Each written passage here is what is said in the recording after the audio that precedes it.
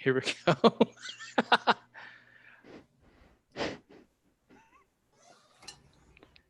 And with, oh, hang on. Twitch is the last one.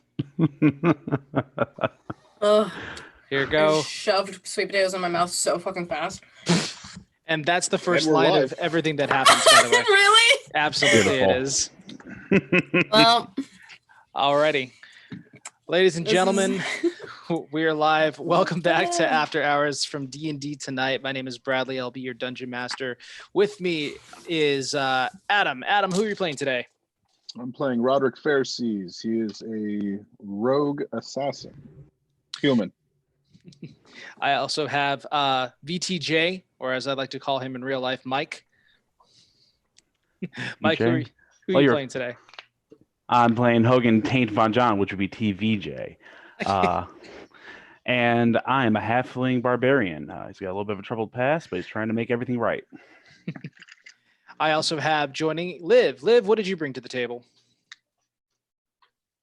Uh-oh, her screen went frozen. So while we're fixing that... The sweet potatoes got her. Yeah, the sweet potatoes got her. She's just has it froze on the perfect episode. Thanksgiving episode struck. It's a murder mystery. Thanksgiving murder mystery. Boom. Right before Liv rejoins us, we are also joined by Mr. Kyle. Mr. Kyle, who are you playing today? I'll be playing Caster, which is a Kenku warlock. He doesn't have anything that he could say himself, so he'll just be copying everybody else. Alrighty. So, just to kind of introduce the show real quick, this is After Hours. We are playing as though each game is a one-shot, but if you watch it all together, it tells a narratively structured story. So if you haven't seen any of the episodes before this, don't worry about it. This one is a self-contained story on its own. There's stuff that's happened before and stuff that's happens after, but they're not necessary for... Adam, are you mocking me or are you just shaking your horns back and forth? A little bit of column A, a little bit of column B. Does this give him a gore attack? Yeah. It's +6 to hit with those. I saw the Iron Man helmet on like before the stream started, and that I thought, well, this can't get worse. I think that the Viking hat is an improvement, though. I mean, I have several other helmets I can wear. I mean, I may change it up when we come back from intermission. We'll see. Well, to kind of give you an idea of the story so far, all three of the gentlemen seen here are from the Clifftop Adventurers Guild and have taken a lightning rail in the continent of Kover all the way to Thrane, a very religious settlement. As they're stepping off the train, they're saying goodbye to some of the people that they helped protect, while some passengers are moving on to other areas. If you've been keeping up with the story so far, this will occur directly before the last episode, but by the time it ends, it'll be at around the same time. As we arrive in Thrane, we are greeted by the outstandingly bright and welcoming environment that Thrane is. It is open to... Its streets are clean and immaculate. There are ever bright torches burning on every single house, shop, what have you. There are a fair bit of modestly dressed people moving about through this area, but what guides your attention the most is a beacon of argent energy just flowing upwards towards the heaven, a single area in which the silver-like flame pierces the sky from a large, it looks like a castle of some sort. As you step off the train, you are greeted by two gentlemen in full plate armor. As they approach, they kind of eye up Caster, Hogan, and Roderick, you as well. And they say, "Are you with the Clifftop Adventuring Guild?" With the Clifftop Adventuring Guild. Yep. Excellent. I'm Almon, Virtuous. You are to come with us for interrogation, and then we shall... I see the snout right out of the vision of Adam. That threw me. You are to come with us for interrogation before we can admit you into service. Follow us, please. the man who spoke turns to walk away. The other one simply stands there waiting to trail you from behind. Okay. What's Is his problem? oh, sorry. Are you guys following, or do you want to break off into Thrane and just run amok in the city? Does this feel like even close to like standard treatment for like adventurers when they get to a city, or is like, okay, this is not good? Having never been to Thrane before, I'd say make a history check just to see based off of what you know. While he does that, can I do an insight check? Yeah, go for it. I rolled a 12 on that history check. All right. I got a 16 for insight. So, Hogan, from what you can surmise about Thrane, is all you know is that this place, rather than following the Sovereignate, which is the most largely spread religion in Cover, this entire city during the last war, almost the entire country, is basically a theocracy under the religion of the Silver Flame. They consider themselves virtuous, charitable people who wish to purge the world of all evil. And in that quest, a few of them have become a little bit more zealous. You also know Thrane is full of paladins and clerics, so them asking for help on a mission is a little strange to begin with. They may not be trusting, and from the insight check that Mr. Roderick was able to roll, you're able to discern that these two people are they're at least being honest with you. They don't seem to be like goading you into a place to just imprison you. They look like they're guys at work, just a little bit more stoic than one would care for. Since I can handle myself either way, I'll just keep going. The caster was Yeah. already lined up behind the guy before they even did anything. It's ready to go. Roderick? I'm game. The three of you are brought to a small black building in which you are all entered. There are several doors on the side in this entryway as you pass by even more guards. The guard behind you, Roderick, goes ahead and taps you on the shoulder and says, "This will be your room."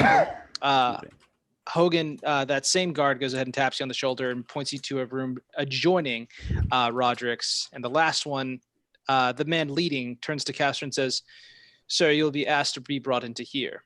Eros with you is also enters in by just nodding his head, smiling, and going into his own interviewing room. The three of you, the rooms are pretty barren. Table, 2 chairs, nothing else on the walls. And you are led to sit down as the doors closed behind each of you. Time passes. So we're being interrogated? You are. Caster's going to sit there God damn very it, Mike. happily. Mike, what did you do when I was gone? Well, we went on a couple adventures and we did a few things, and we escorted a train. And as far as I can recall, I thought that went pretty well. So Well, I don't know. apparently not. Time passes, maybe about 10 to 15 minutes, and each of you at different intervals have a knock on your door before someone enters in. I'll go ahead and address the person I'm talking to before I give the question.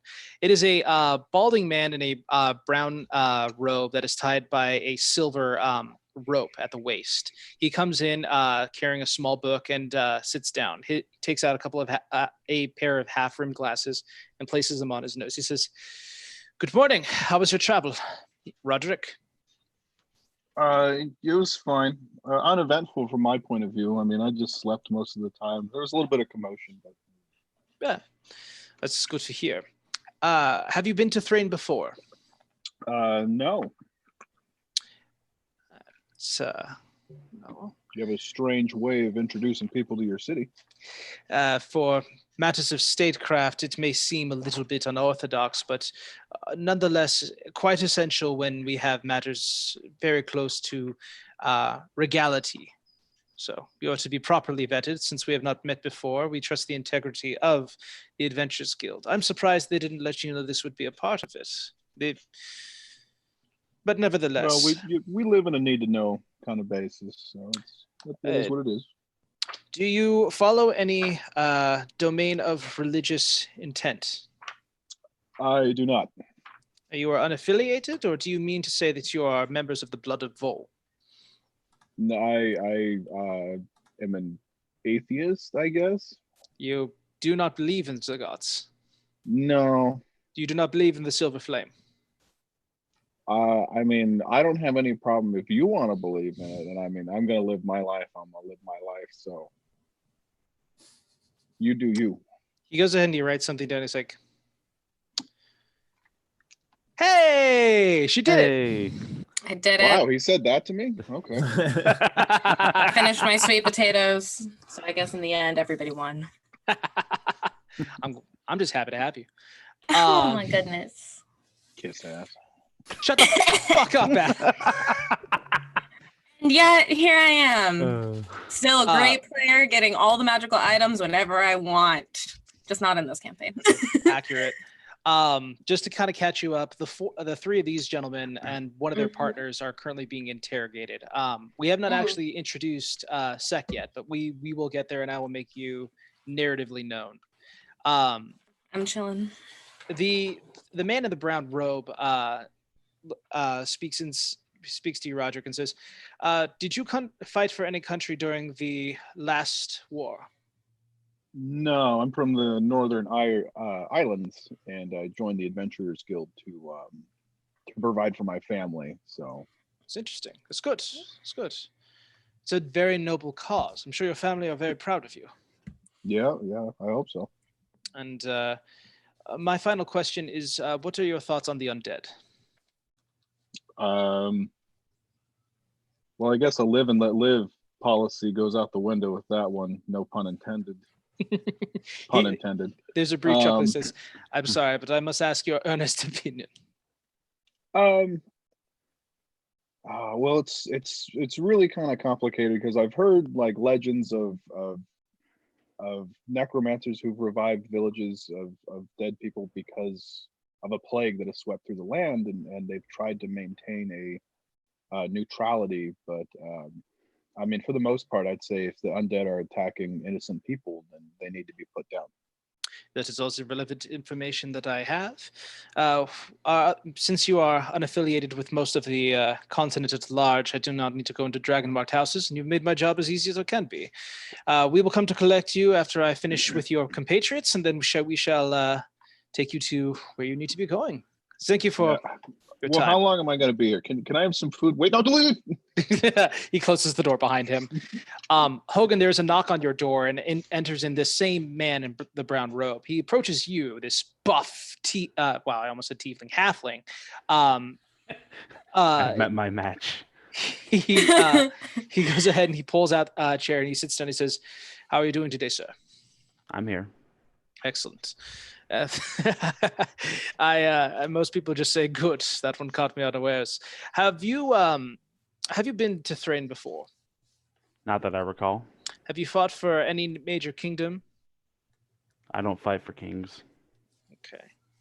Have you had any affiliation with the Boromar clan? I can't recall at this time. I see. Have you ever known anyone to be associated with the Boromar clan? I can't recall at this time. Interesting. Did you receive an injury for your memory, just for my notes? An injury for my memory? Oh, yes. Have you been hit on the head or lost your memory through a modification spell? No. Very good. I thought there was something I forgot about Hogan. You were trying to remind me out over the table. I'm like, what? He looks at you and says, "Have you fought undead before?" Yes. And what are your feelings on the divine? I'm here. Well, I think that will be enough for me. I have everything I need. A pleasant day to you, sir. And he goes ahead, stands up, leaves, and exits, and what goes into the other room. Fucking pigs.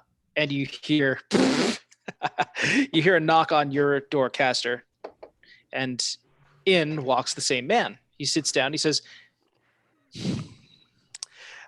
this is going to be a little bit more complicated because you cannot answer in anything other than what I'm able to say. Greetings, friend. Very good. For the sake of for this, I may need to bring in. Please give me just a moment. And he goes ahead. He gets up.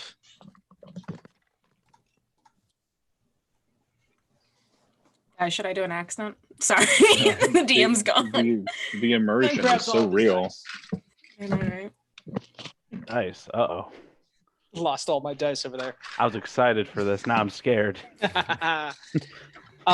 He comes back in with another, like a younger gentleman with dark hair and dark eyes. His ears kind of betray like a half-elven lineage. He says, "Are you familiar with the reading thought spell?" No. Will you, well, to explain what will be happening, Friar Tucker here is going to go ahead and peer through the memories to see if there's any alarming things that we come across.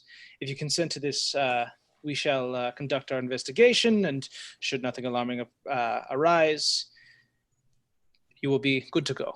Do you understand? Caster kind of just pets his beak for a little bit, pretending to think for a moment. Uh-huh. And then just nods. Okay.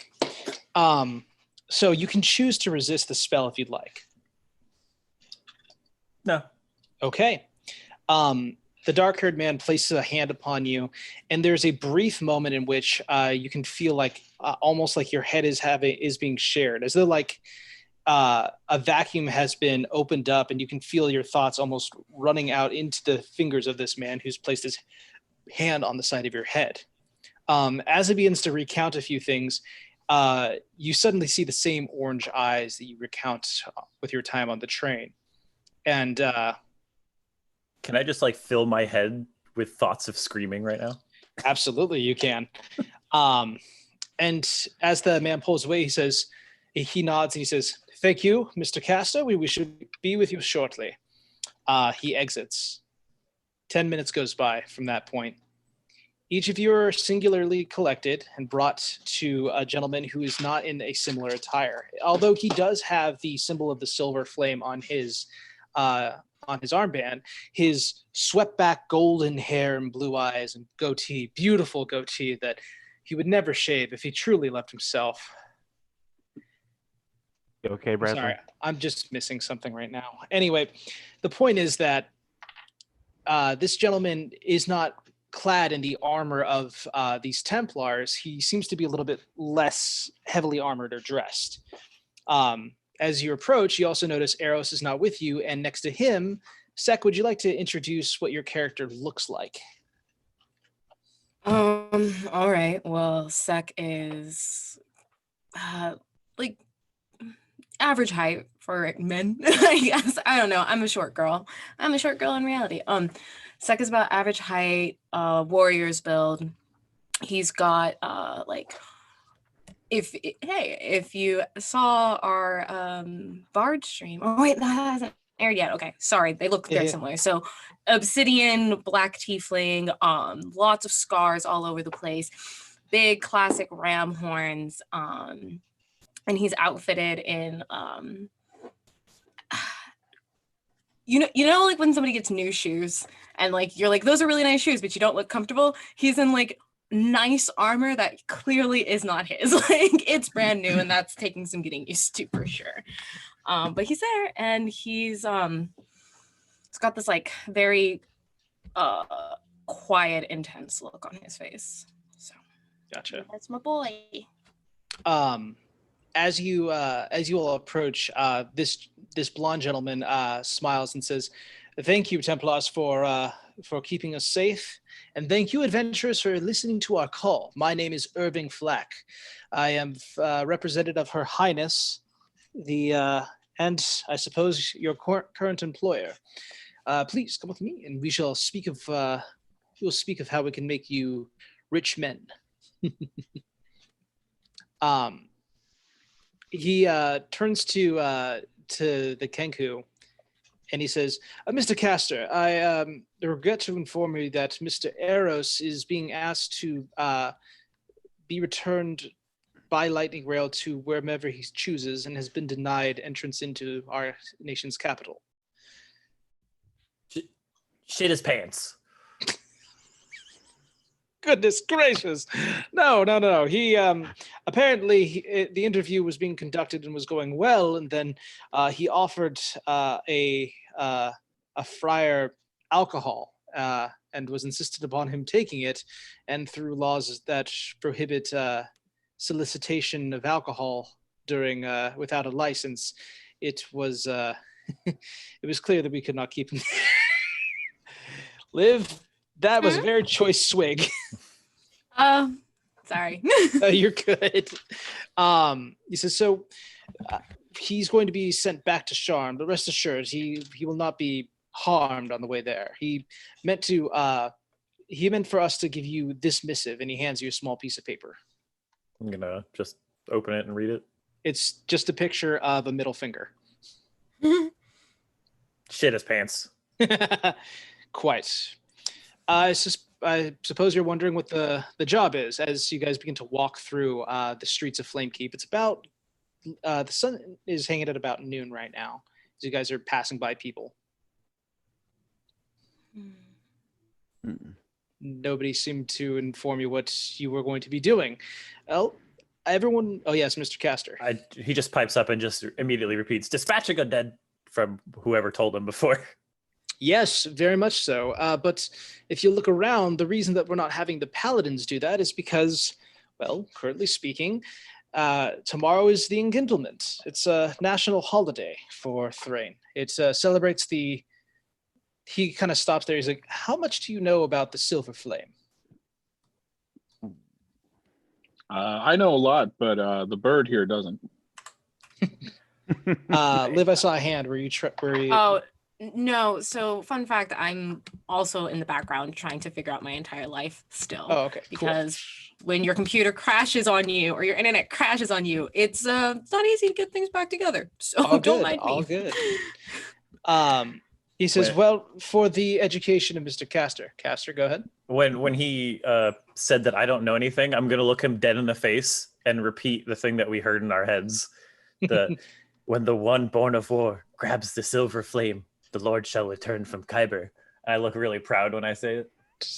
He says, well, I'm not sure what that means, but the silver flame is itself the light that has been brought upon us and was merged with by Tir Miron. Centuries ago, the Lords of Dust, demonic overlords, overran the land, and Tir Miron gave her life to the silver flame to entrap the overlords deep beneath the earth.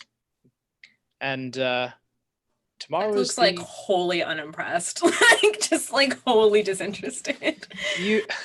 He notices that that kind of, he says, I mean, and what a event it was. Behold, the Flamekeep, it is constantly entombed in a pillar of light to commemorate what had happened.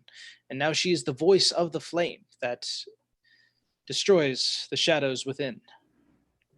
And tomorrow we are celebrating the event of that merging. And as a result, many of the paladins that we would have fighting back to take Shadukar have been relieved of duty so that they may celebrate, which is where you come in. Supposedly, Templars in the front lines of Shadukar have found a person of interest within that has been coordinating the attacks from the remaining undead, some kind of intelligent undead. You're going to be meeting with a Templar by the name of, let me see here, Creed. Vamchu Creed. Miss Creed has been instrumental in tracking down this character, and she'll have more information for you. You guys arrive at a small state house where he opens the door and leads you inside. You can hang your weapons on the wall here. He goes ahead and heads into the room. He's like, have you eaten? Can I offer you anything? Brandy? Food? Water? Ale? I have some spare ale, I believe. And he goes ahead and heads into a separate room and comes out with a large, a small little armhold of cask and a couple mugs. And he like places it on a small little standing post that holds the cask. Now, I wish to be frank about what this mission is going to entail.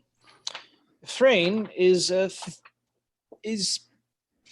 ran by the keeper of the flame, a boy by the age of 12 who oversees most matters. He is the head of the church and therefore the head of Thrane. It was not always so. A child. Quite, but a child with divine purpose and who is taken seriously in Thrane.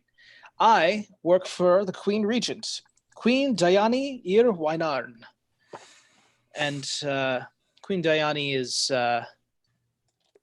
she has been placed into a council-like position.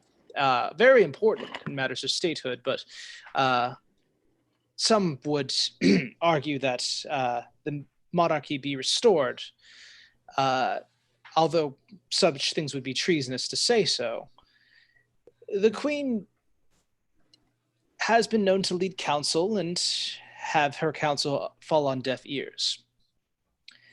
It was she that asked that we bring on extra help to assist in this particular matter. And should you be successful, it would mean good things for statehood and raise a position of counsel for the Queen herself. Do you understand what I'm saying? Sure. You make us look good and we will pay you very, very well. I believe no cost was assigned, and we can afford 500 gold pieces apiece for the successful capture of or the destruction of the undead currently running things in Shadukar. Does that sound like a fair price for you? How are you verifying? Like, are we bringing you heads, fingers, ears? The identification of this character will be verified by Templar, by the Templar I had mentioned before, Miss Creed, and she will see that if you are able to do so, she has no reason to lie. But if need be, if you can bring their head back, we would appreciate it. Say we can't. Is there a trinket we can bring back? Maybe something they hold dear that they would not part with willingly? In case someone gets vaporized or something. It's happened before. I mean, we've been told no disintegrations, but sometimes it happens. So. Just say you can bring back her sword and say that a cleric can commune and find out if this sword did belong to the target. We would be able to accept that as a fair, as the idea that the job had been done. Okay. Do you have any questions about anything before we leave into more sanctified areas? I guess the who, what, when, where, and why. All questions that are probably better asked by Miss Creed, but as I understand it, Shadukar was seceded by the country of Karn some time ago during the last war. The undead were used by Karn, so anytime Thrane would kill a soldier of Karn, the Karnathi would just raise them back to life or into undeath and have them fight on their behalf. As a result, many are still there, lying motionless, waiting for targets and to attack, and we wish to purge the city of them before we can properly take it back. The intelligent creature, or undead, I should say, has been known to be an expert tactician, letting other undead fight off the opposing forces so that he can use an underground network to make his escape. Corner him, kill him, and the reward is yours. Okay, last known location? Last known location was, of course, Shadukar. As he was known, as I understand it, the last time they cornered him, they met into the market before he escaped through a sewage line. The undead do not have any predilections about getting covered in filth, it seems like.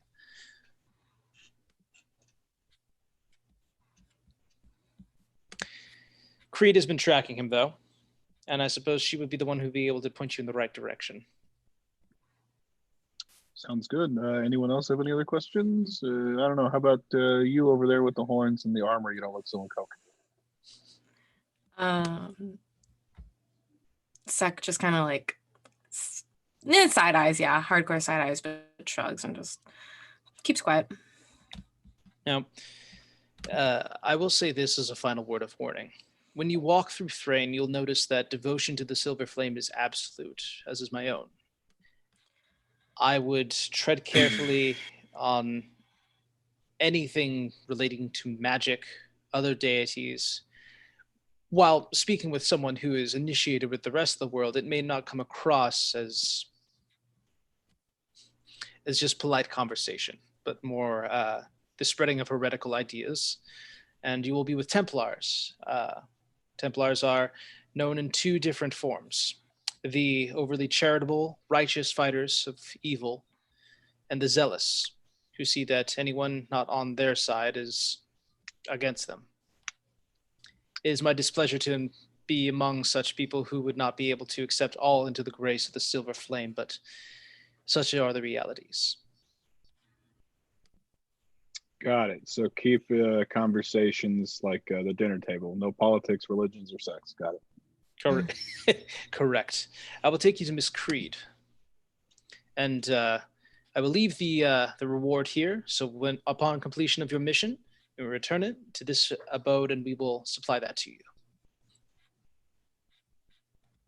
He then stands up. He goes ahead and he takes his scabbard off the wall and goes ahead and reattaches it to the belt and places on an armband with what looks to be like a small arrowhead with a small silver flame inlaid upon it. You guys walk out and head towards Flamekeep, this massively ever-burning building, this castle that kind of just lights up the sky from wherever it is. You approach a group of 4 who have 8 horses with them, and standing among them is a half-orc with a braided mohawk trailing behind her, and a small loose strand that kind of just hangs in front of her face with a small metal piece of something woven through her hair. She looks over and kind of approaches, saying, "Fleck, are these the ones who are going to be accompanying us?" Flack begins to speak up, and then she kind of pushes past him and looks directly into the eyes of Sek.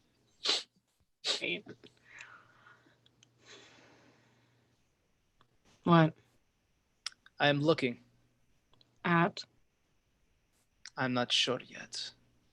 I'll just kiss already. Jesus. Yeah. Can I do an insight check to figure out what the fuck her issue is? Sure. Caster's just gonna get really close and stare at the thing in her braid, just like uncomfortably close. He likes Make shiny an things. investigation check. Don't worry about him.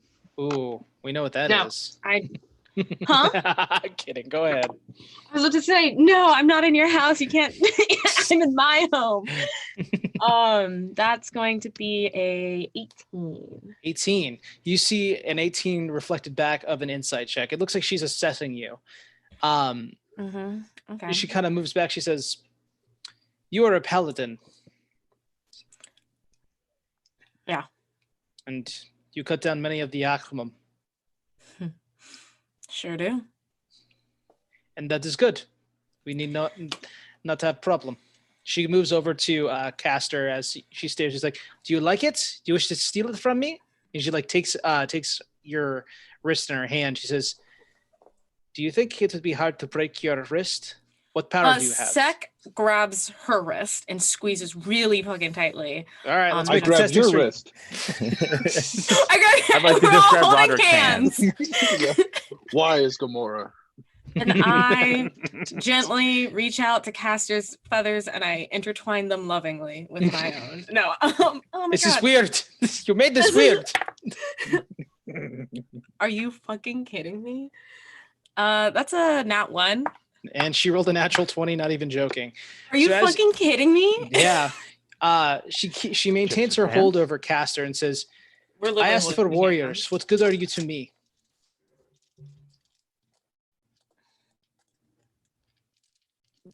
Can you not manhandle my giant parrot, please?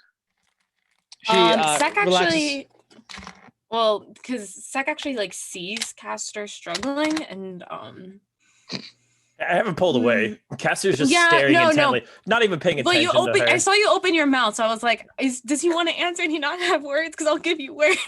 I'll just take some words. I love Kenkus. And just if he's and just blah, blah, blah.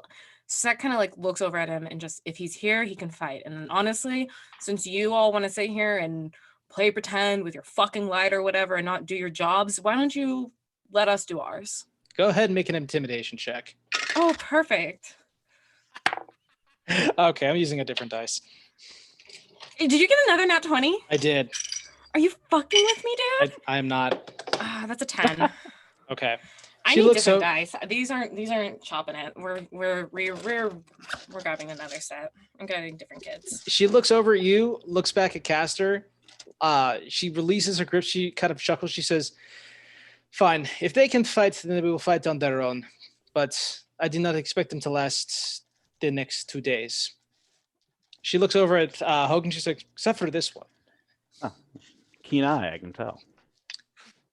I've fought with many short men who are strong, hairier than you, though." And she points over to a dwarf who isn't clad in the same kind of armor that she has. He kind of waves over and like he begins to walk over with some supplies as he puts it over a horse. He says, "Well, Matt, that's Miss Creed. You can call her Templar Creed. She doesn't answer to Vamcha much. Well, my name is Broter. Last name Steelfist. I'm a paladin, and I'm supposed to be. Well, I drew the short straw. I ride with you guys into Shadukar while they go ahead and look over the area ahead. We should probably get going as soon as we can." I agree. Yes. He goes ahead and he gets on his horse. He's like, "Any of those 4 are yours. Go ahead and just find one." I'd like to find the shortest one. There is a small gray mare that you can go ahead and call your own. Oh, right. Hey, dude, if there's a black horse, just gonna go for that one. Okay. There is, in fact, a black horse, yes. Yeah, I'm gonna and I can Is there roll one- with these new fucking dice if I need to, but Sec's gonna try to find the strongest, sturdiest looking one. So Alrighty, well, you can go ahead and make let's go ahead and call this one a insight check.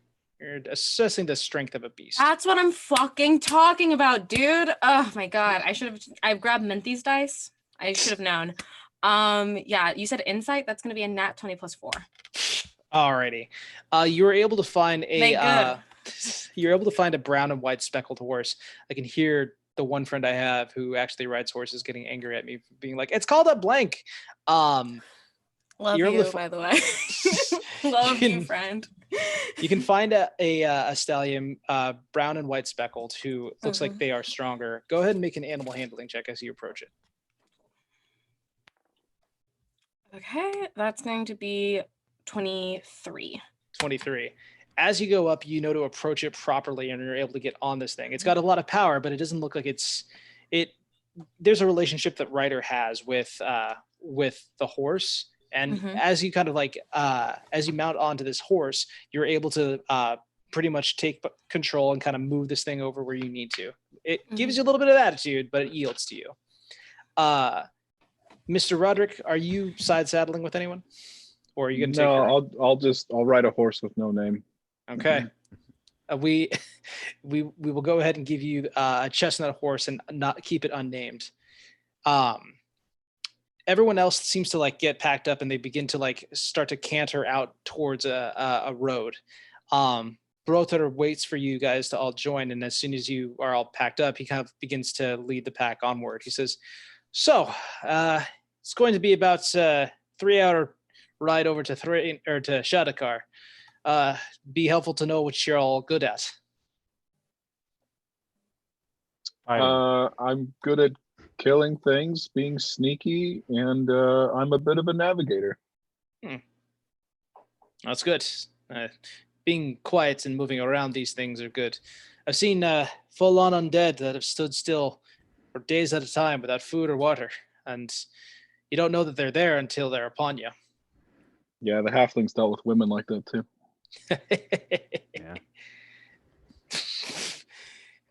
Yeah. He looks over. He says, "I mean, I can see the strength of this one. Have you taken down an undead before?" Several times. That's good. More than several.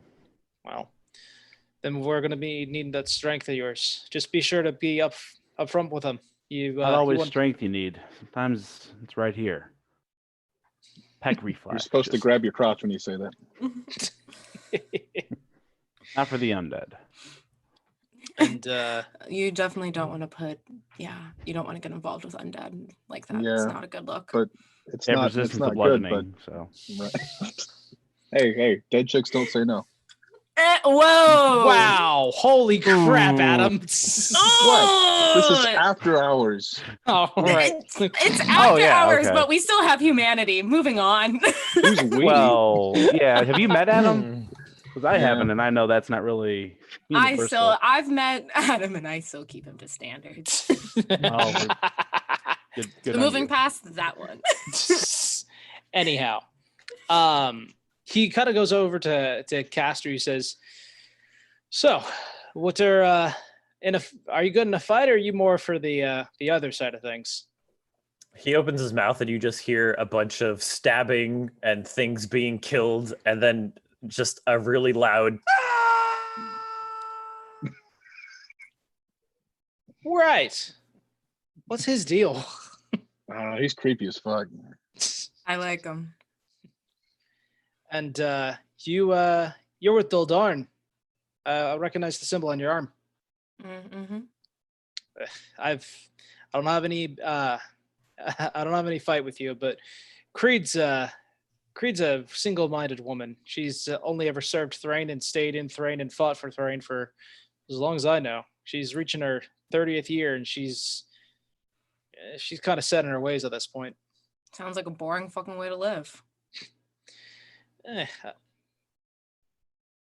One could argue, but it's not mine to do so against a superior officer.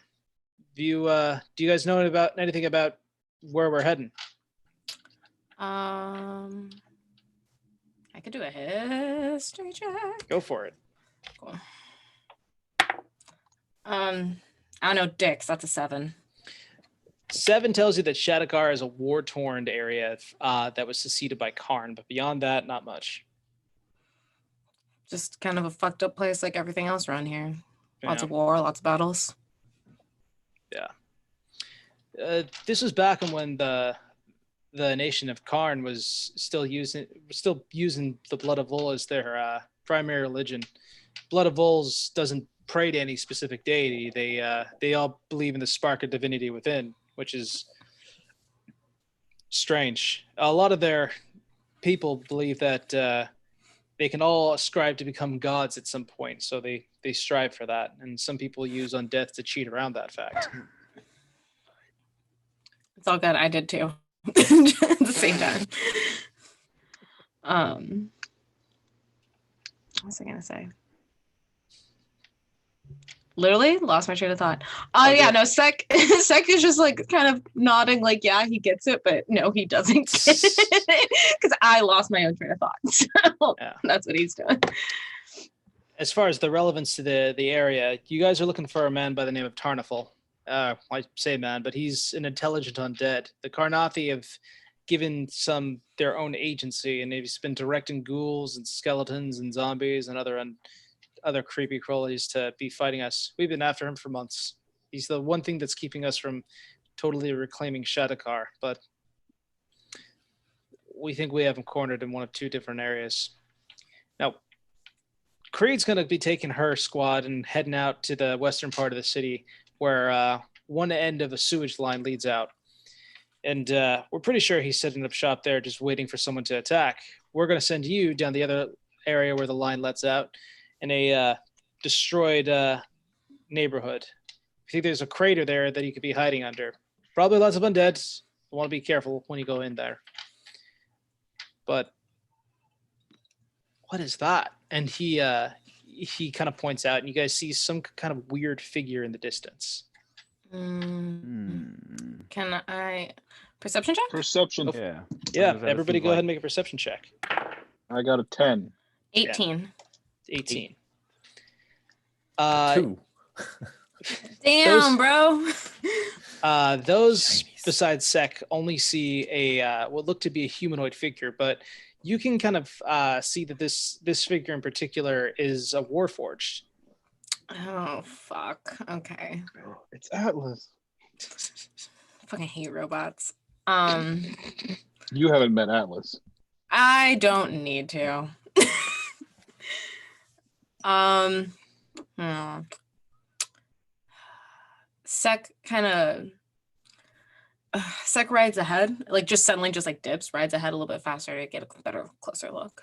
As you approach this thing, you notice that it doesn't have traditional legs. It has 4 kind of like spider legs that kind of jut out from it as it kind of moves on. Oh my god. One of them is ew. broken and bent inwards as it kind of like drags it behind him. He kind of hears the hoofbeats and he turns around and he says, hail.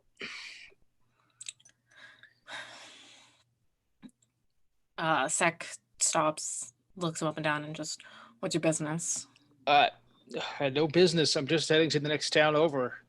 I don't know rightly where I am. Can I do an insight check? Go for it. Can you even insight a robot? Do robots deserve rights? Forged are sentient. They can lie. I know. Do they dream of electric sheep? They think Thank of you. mechanical sheep. I said insight, yeah. So 21. 21. This guy seems to be a little on the shifty side. He looks like he's you can tell by the movement that he thinks that you're kind of a threat to him. He's kind of like moving away ever so slightly. You see his hand kind of dropping to his hip. Sek pulls out his rapier, just kind of points it out and just don't. Make an Just intimidation don't. check. That is also 21. 21. Okay. He goes ahead and he raises his hand. He's like, I don't want any trouble. Can I do a perception check around the area to double check that this dude is like entirely alone? Yeah, go for it. 18. 18. Okay. Looking around, it doesn't look like it, you can see kind of this trail that his leg is kind of left in the dirt. But as you kind of follow it back, you also don't see anything. By this point, the rest of the party has kind of met up, and Bro Theater kind of looks over and he says, "State your business, Warforged." The Warforged says, "I fell out of the sky." Insight check? Go for it. Do I believe him? Yeah. I mean, you want to make an insight check, you can find out. 11. 11. He's a very hard individual to read because he keeps on darting back and forth like between everyone. It's unusual to try and find out, to like get emotion from Steel. You don't know if he's telling the truth or not. It's awful strange for a titan such as yourself to fall out of the sky. That's how I broke my other leg here. I was trying to look. It's gonna sound real dumb when I say it out loud. It already sounds dumb. I guess you're right. I was trying to climb on the back of a dragon and see if I could tame it. He took me for a ride and I fell. Castor nods his head like, yes, I totally understand. I've been did you there, tame dude. the I've been dragon, there.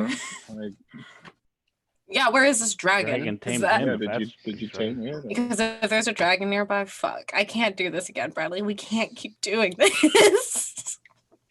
I need to get through all the colors, Liv. We only did black and white. That's not true. I have fought a blue dragon with you before. I have seen a beautiful gold dragon, man. Those are all the dragons that you've put me in a dungeon with. Need a red one still, and then I get bingo. Anyway, Hey, this would be the place to do it. I'm from ready. Fire from resistance. look, from your previous perception check, you don't see any dragon lurking about. He says, "Well, the thing of it was that was some time that I fell down, and it's flown off since then. I've been trying to drag myself to the nearest town. I don't rightly know what country I'm in. I was on his back for a while."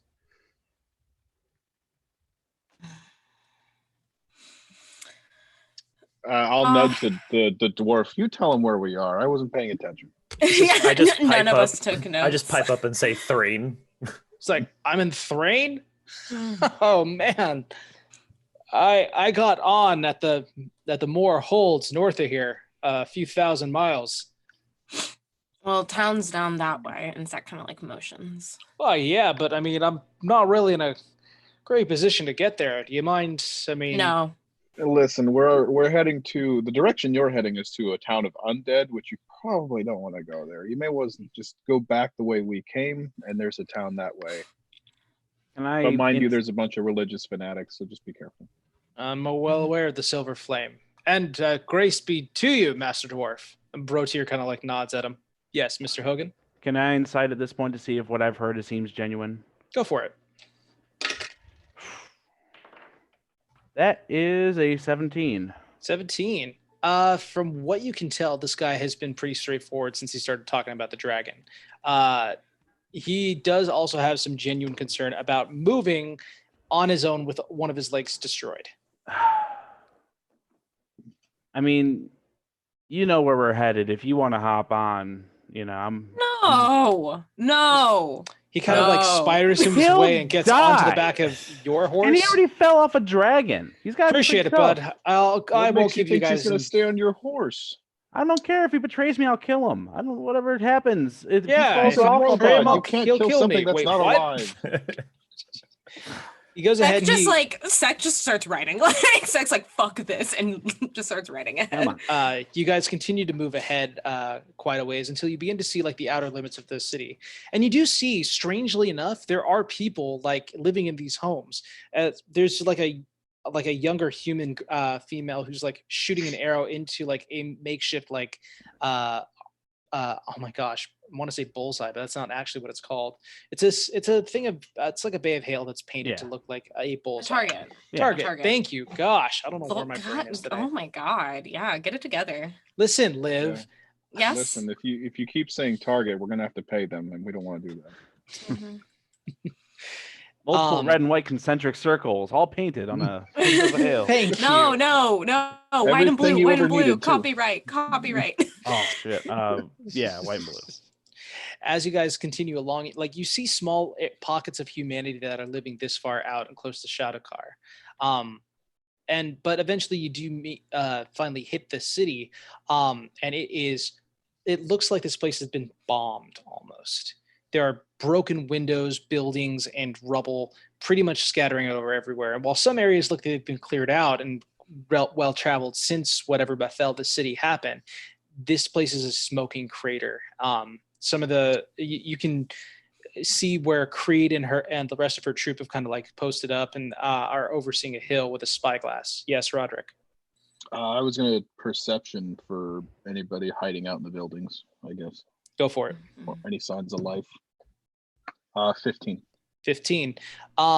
With 15, you can see in the window of one building is a skeleton just like staring out, its mouth agape, just like. Creeper, 10 o'clock. Creed looks over and she's like, "Hey, quickie," and it looks like now. A cloaked figure gets off of the horse, kind of draws back their hood and takes out a longbow. They say, "Where's the target?" And then I'll just point at the skeleton staring at us. He this individual who's like shaved head, half elven ears, kind of like takes aim. They're like, "It's just a skeleton." And they go ahead and resupply their quiver. They're like, "I don't think that's a sentry either. It just looks like one of the reanimated dead. They won't give us any trouble if we don't bother them. We want to save any shots we have." Okay, I'll make note of that once we get overrun. Look, if you want to take the shot, be my guest, but I don't want to waste my ammunition against something that's not actively trying to kill me. I'll throw a dagger.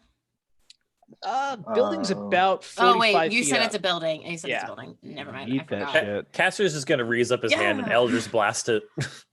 Casual. Go ahead and roll to hit. just casually. Mm-hmm. That's a natty 19. Natty 19 Ooh. is going to hit. Go ahead and roll your damage.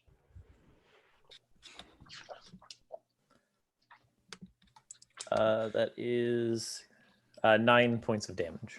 9 points of damage.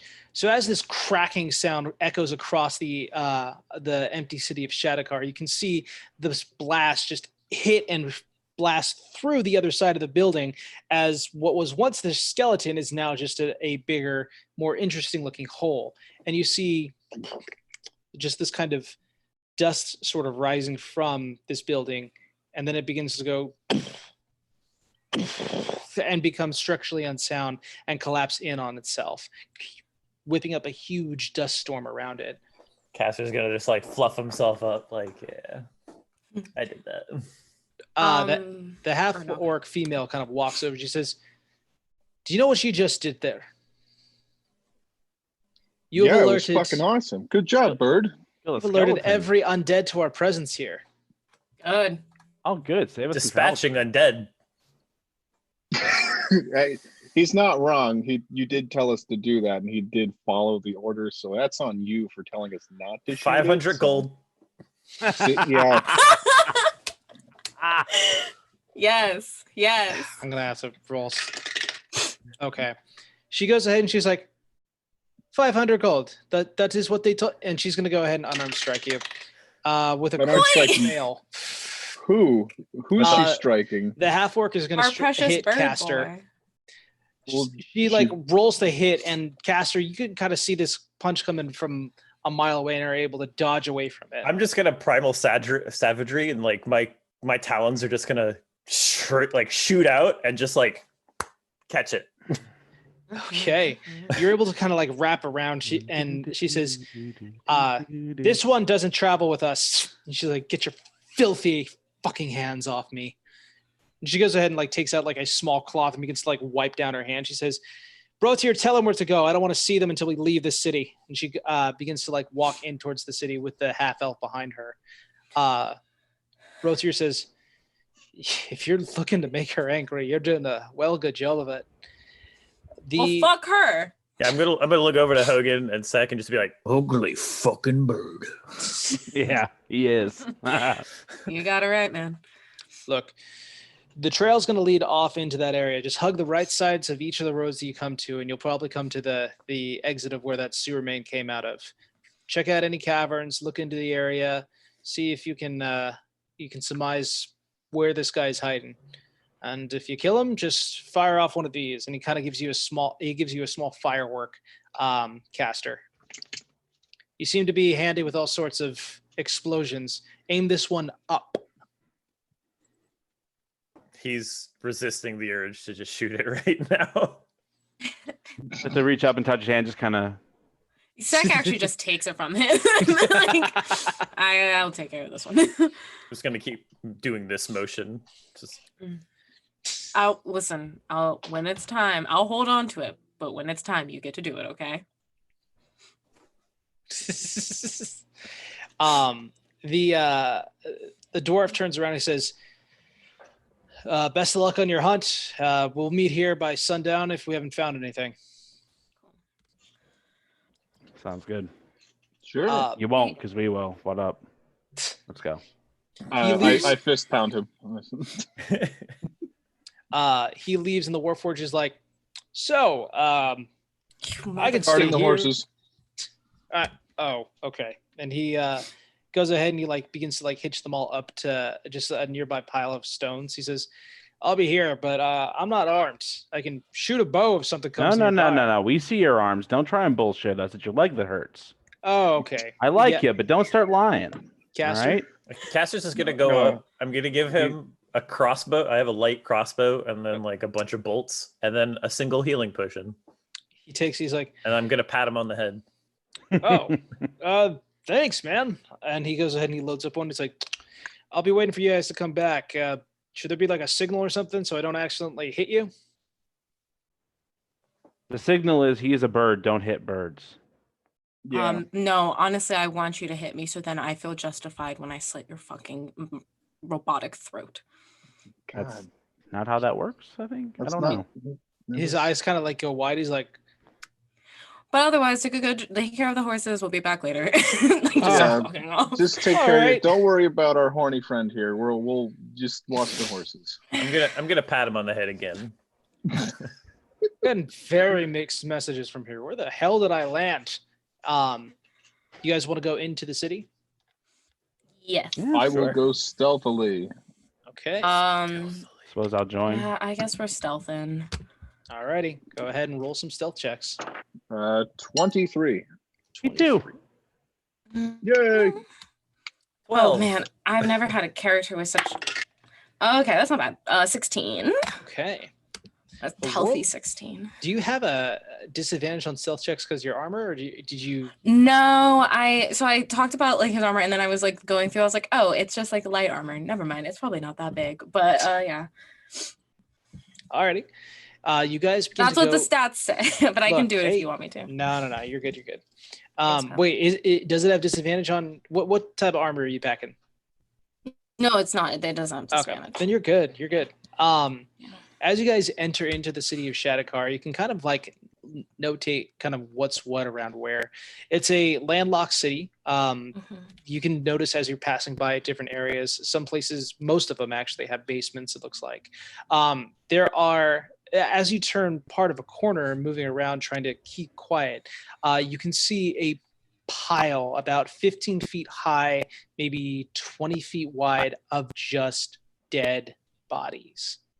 And I mean decomposed dead bodies. Like there are evidence of like these things being undead before and just piled in one part of the city. Can I use my divine sense? Go for it. Cool. So, as an action, you can detect good and evil until the end of your turn. You can sense anything affected by the Hallow spell, and the known location of any celestial fiend and undead within 60 feet that is not behind total cover. Okay. So I just I'll probably be using it again later. I don't know how long it'll last. It doesn't say, but I've got 4. Alrighty. As you use divine sense, we chose Doldarn for this one, right? Doldarn. You can feel I think the it's presence. just Doldorn. Is it Dorn? Okay. Doldorn, you can feel the presence of this virtue just pushing through and kind of collecting within the 60 feet around you. The pit itself, oddly enough, does not give off anything, but you do sense a few undead moving around in certain corners. And as you kind of look up to zero in on the position, you can see like a single zombie with a sword hacking at what looks to be an armored silver flame Templar body that is clearly dead, and it just continues to raise its sword up and strike it again and again. It looks like it's been at this for a long time.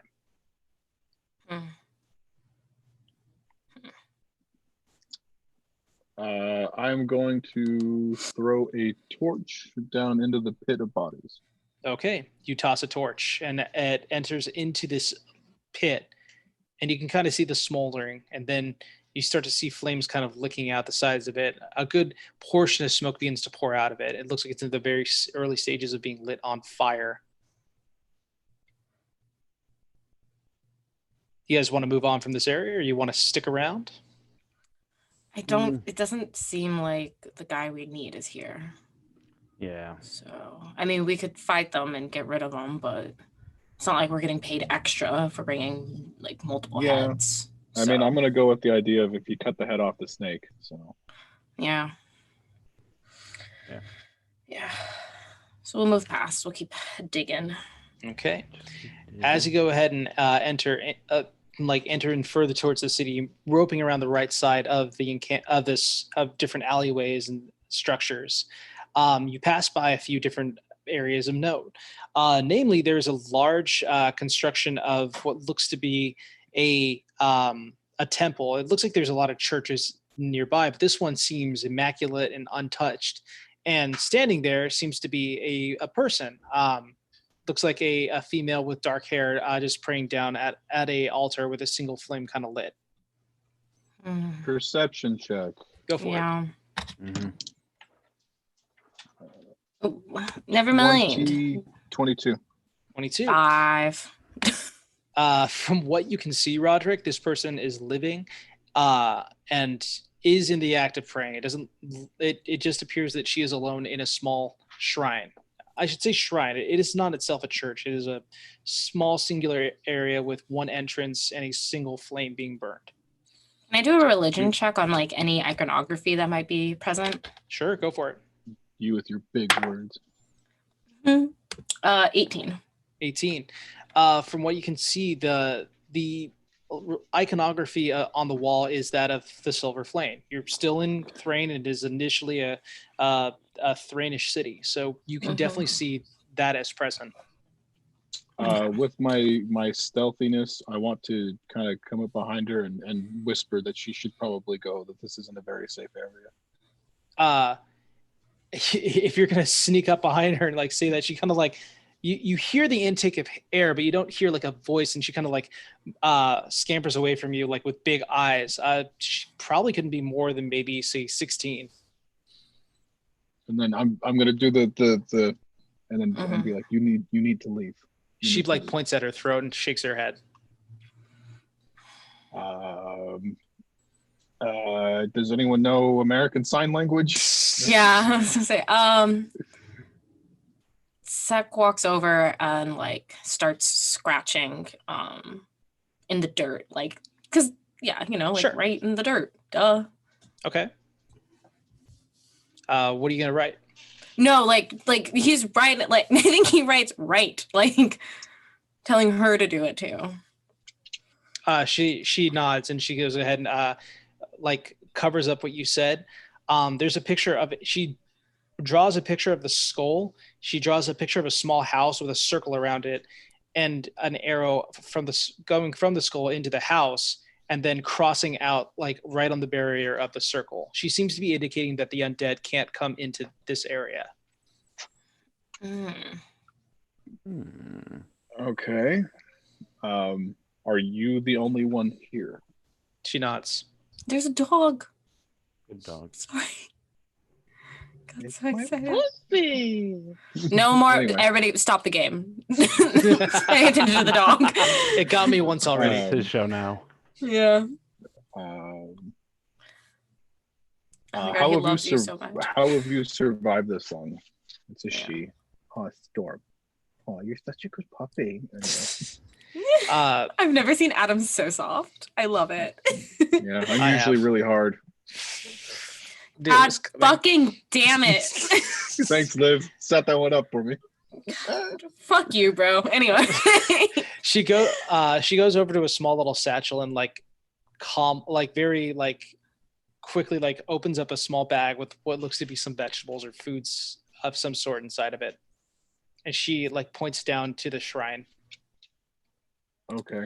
Have you seen any particularly different undead moving around, since they seem to avoid your area, but you can probably see them, right? She nods. Okay. How about an important looking one? And that kind of seems to command the others. She like makes this gesture with her hands. Yeah, like a ruler, like a crown. Yeah. Yeah. She nods. Where? Which direction did he go? And how long ago? She steps out, and as she does so, you can kind of see like this kind of area that looks well traveled, but it stops at a certain point around the shrine. It looks like there's been heavy foot traffic here, but it doesn't enter into the shrine. And she points out to the direction of a small crater in the earth. How long ago? 3 days. Is that correct? She nods. Okay. But they haven't come out, so they're probably still down there. But yeah. She like makes the gesture of like eating. Do they eat down there, or do they come out here to eat? Oh, they take stuff down. Okay. She looks over at Castor and like walks over and says, I'm not even looking at it this whole time. He's just been drawing the middle finger in the ground and looking at Hogan, like nudging him to look at it. At least he's not drawing a dick in the ground. Wait till he learns yet. how. Yeah. No one's taught him yet. That's I can why. only copy what I've seen, and I just saw that middle finger on a paper. So Wait, but I thought you can write anything. Well, Anything I that don't he's know. seen, yeah. He can replicate anything that's already done. I've So if mostly you've been seen a firing letter, he arrows, can and write he's it. mostly been just fucking with me the whole time. So I haven't learned too much. Interesting. Okay. But yeah, This he'll look bird's up at been her. abused, Liv. This bird has been abused. Kenku Is protection this like squad. is there like holy water in this shrine, or is it just like just a burning flame? If you're asking her, or No, just looking I'm around? asking out of character. I'm asking. From what you can see, there's a small basin of water. Yeah. And I'll empty out my water skin and take a water skin of this supposed holy water. Mm-hmm. and what was she trying to do to me? Yeah, like Caster finally looks up. She she points to your skin and makes this gesture. I pluck out a feather and hand it to her. She takes it and she goes over to her small pack and pulls out like a piece of paper and like an inkwell and begins to like dab into it. You could have fucking been writing this whole fucking time. God, I hate the both of you too. I saw that. All right, I Uh, think that's it for me today. All right, I'm ahead. Wow, thanks everybody so much for joining us on the D&D tonight. We're sponsored by Corporate Streams. Check us out. Got to tell them at the beginning of the thing. She goes ahead and she begins to write up. She says, the big guy went with 3 smaller looking guys. Hasn't come out in 3 days. The small guys come up to grab bodies and eat. How often do they come out to eat or to gather food? Usually. She just writes often. Are you here by yourself? She nods, not wanting to she's waste the already- ink, the paper Yeah, space. she's already said Oh. yes to that. I forgot. I'm sorry.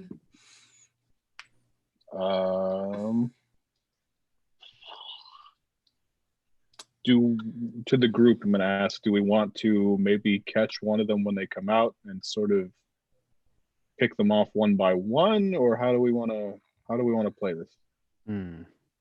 Pick them off one by one. It's probably the smarter way. I want to charge in, but we can pick them up one by one. That's the smarter thing to do. Yeah. Okay. I'll ask her real quick just to confirm. Do they come out all 3 at once, or is it kind of they're staggered? Mm-hmm. She's like, she's just trying to think. She's like, she then writes. She's like, both sometimes with a small question mark. Okay.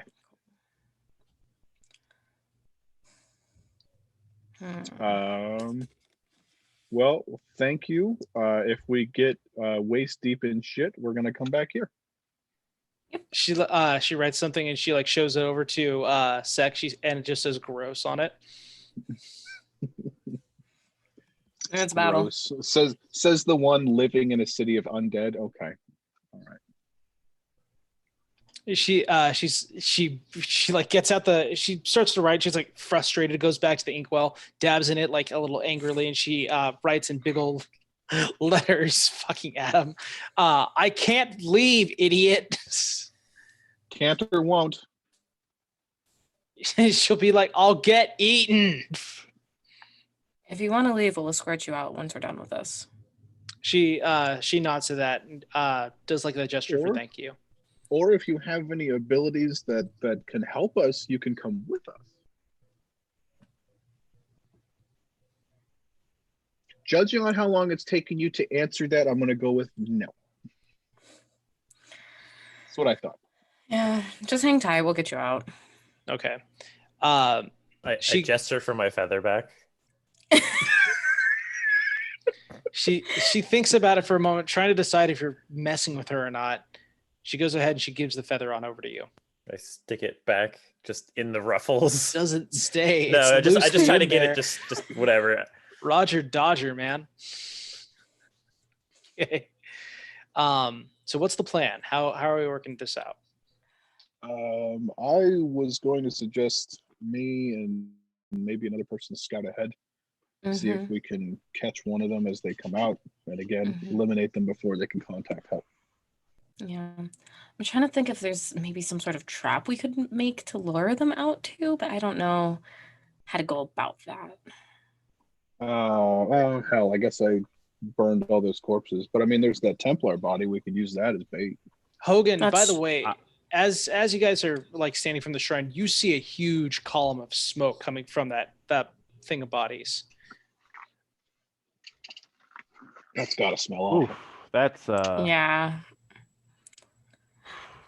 well, at least we know Do you think the maybe body that'll then. drag them out? Maybe, possibly? It Ooh, I wonder if starts to they've been going there for slowly- food. bit by bit, it begins to slowly snow down in this area. Oh, ashes. Oh, Castor's gonna put up his hood. that's gross. Oh, I thought you were gonna say he's gonna stick his tongue out. Like, no. Yeah. Zach like kind of like shrugs at the girl, like, sorry. She goes underneath the shrine and just like is actively avoiding any of the ashes falling on her. Yeah, that makes sense. That tracks. I would do the same thing. Yeah. I'm thinking that may have been their food source, and maybe that now that it's on fire, they may be investigating soon. So we should probably move fairly quickly. Yeah, the grill's Yeah. on. Cook Get out set up them. for an ambush, maybe. Yeah. Yeah. Alrighty. Go ahead and alrighty. So what is the plan here? What are you guys trying to do? Ambush. Okay. Mhm. Well, you can't just yell a thing. How are you gonna set up? I declare ambush. See if we can find what what route they take out of the pit. Okay. Yeah, I was gonna say try to And- find cover. Cover and a common route they travel. Okay. Mhm. So you can, from where you guys are standing, you can observe sort of, it looks like this place is kind of a basic encampment as you get closer to it. It enters down deep underneath the earth, and you can actually see some light coming from inside of it, as well as a small little area in which they can funnel out through. It looks like there's a single path where they come through, but I mean, it's hard to see anything inside of there, really. Can Castor look for any like sniper vantage point? Just a good place to be up high and far away? Yeah, Or is there anything? There is, but it's a small 5-foot entrance into this area. So you would be at the very back of the entrance. Like you would be, how to describe it? The area is a sunken in crater that leads into like an underworking, like almost a cavern sort of situation. It's about 5 feet in diameter. It's just enough for you guys to like enter in through and for something else to come out. If you were to stand there, you would probably be maybe 5 feet from that entrance and be able to fire into the cave. But just with, you don't have dark vision as a Kenku. I think that only the tiefling would, and maybe the halfling. I don't think I do. Yeah, I do. Okay, so the Well, if tiefling the- would be able to kind of tell you that it's kind of a larger area underneath, and this is just a small opening that allows you in. So it's very much the possibility they can get some additional cover from that. Okay, but Well, we're the- trying to the wait till they thing come is out of that- the cave, right? Yeah, we want them to be in a position where they cannot run back. We want to draw them out far enough to where if they try to leave, they can't retreat. Or I should have played my cleric because I'm pretty sure she's got some shit, some like fucking move earth stone bullshit. God damn it! And we would have had turn undead. I've they're been gonna sitting here retreat. They're gonna stewing retreat the over direction they that. want. I've been sitting here stewing over that for the past like I don't know how long. God Yeah, but you damn get smite shit. Yeah, but you don't need your cleric if you just read Sun Tzu's Art of War. Jeez. it. So you can post up around this area pretty You well. have your god, I have strategy. I'm just trying to wherever we plan to ambush them at. Castor just wants to get as far away as possible, but able to still cast. Okay, Mhm. so then I can place I you. want like a vantage point. Sure, I got you. Mhm, mhm. Where does everyone want to be in relationship? So Caster can have an advantage I mean, I point. want a There's steady relationship. You know, somewhere I feel safe and cared for. You know, a partner that Yeah. knows how to communicate.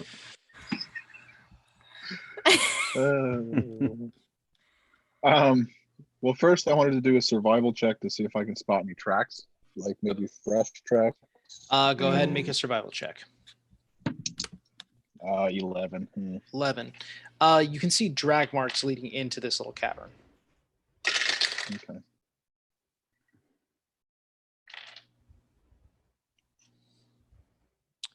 So what's the big bad plan? You guys. Oh yes, Mr. Hogan. I just want to situate myself somewhere that me and Castor kind of can make eye contact for like some minimal signaling, and somewhere maybe I have coverage like behind a rock or something. I don't know. I want to Um, situate I wanna- myself. I would like to position myself to where I would be attacking the last one in line if they're coming out. Okay. I think I got you from there. And then Sek?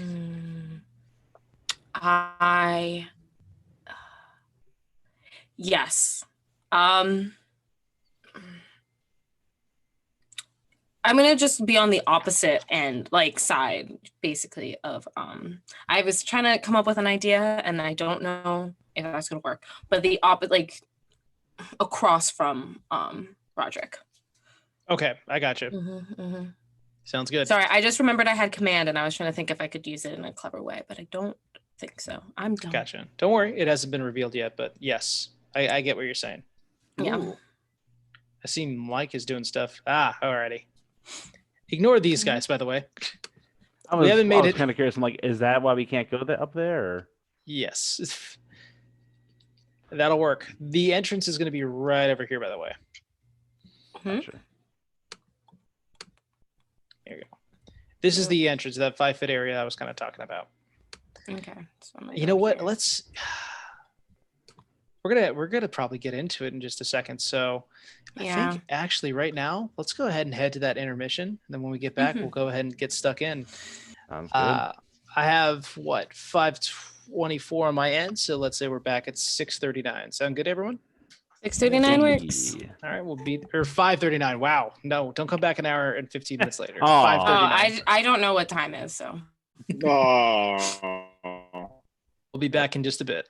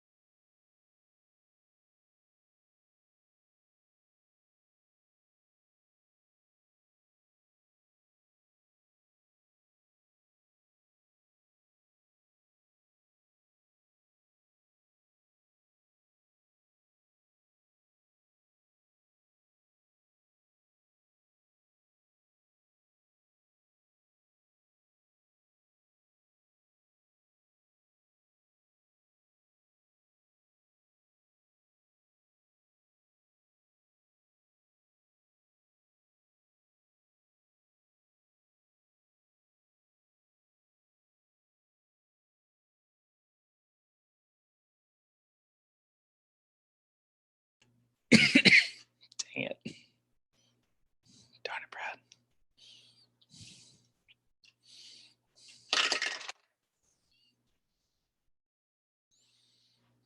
Hello, audience.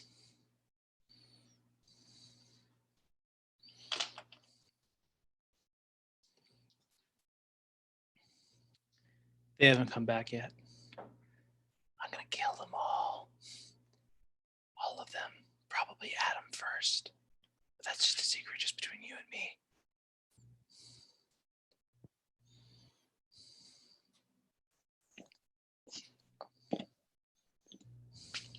Okay. I think he's picking me up. Now he's setting me down. He doesn't have a hat on. You haven't said roll for initiative yet. I did not. We should. Oh, no hat. This isn't Adam. Man. Everyone knows Adam always wears hats. And I hate to break it to you, bud, but I don't think that your video's on yet. Yep. Hey. Hey! What up, losers? What did you call me? What? I beg pardon? Hello, police. I think I heard Caster there. Wow, I got everyone in the middle of them making something. How were those sweet potatoes, Liv? Not as good as they usually are when it's just cinnamon.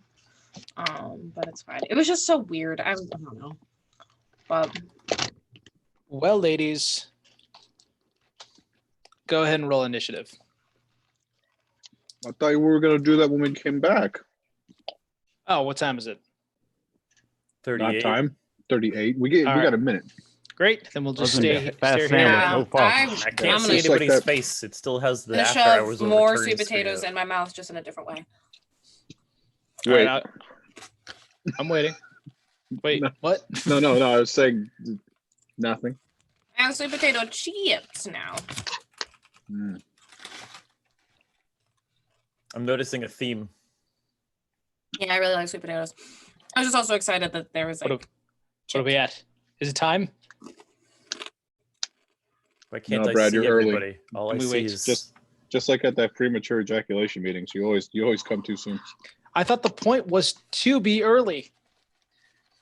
I hate it You here. missed- I absolutely hate it here. Hello, I love to HR? live. Thank you. Oh, it's time. All right, roll initiative. the screen's still up. I can't see everybody. What happened? Oh, right. Let's go ahead. Fix Come on it. over to what? Fix it. Yeah.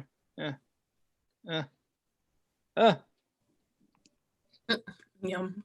You right? Doing great there, bud. There it Batting 1,000. goes. There we Oh. are. Hey. Party time. Let's get it. What? I All right, hate roll for you, bro. I'm I sorry. hate you. Go ahead and roll initiative, people. Okay. I will record it physically. So, where'd you get that helmet? You said roll for initiative. It's combat time, baby. I hate you. I fucking hate it here. All right, everyone's getting their battle caps on apparently. Yeah. Okay, My hair's in a people. ponytail. I'm not redoing my hair for you guys. Oh, we lost Brad. Well, yeah, you're supposed to. You're going to be seeing this screen now, I believe. Can you see it on your end? It just Not says has started yet. screen. Oh, there. Ta-da! Hello. Welcome to the future, ladies and gentlemen. You don't need to see It's me awful. anymore. I How don't see dare anybody you. now. Alrighty. The like little knowledge I actually have about how Roll20's maps work. But whatever, we're getting into it. All Now I we can are. see is that there's more than one square because whatever map is on the bottom has squares too.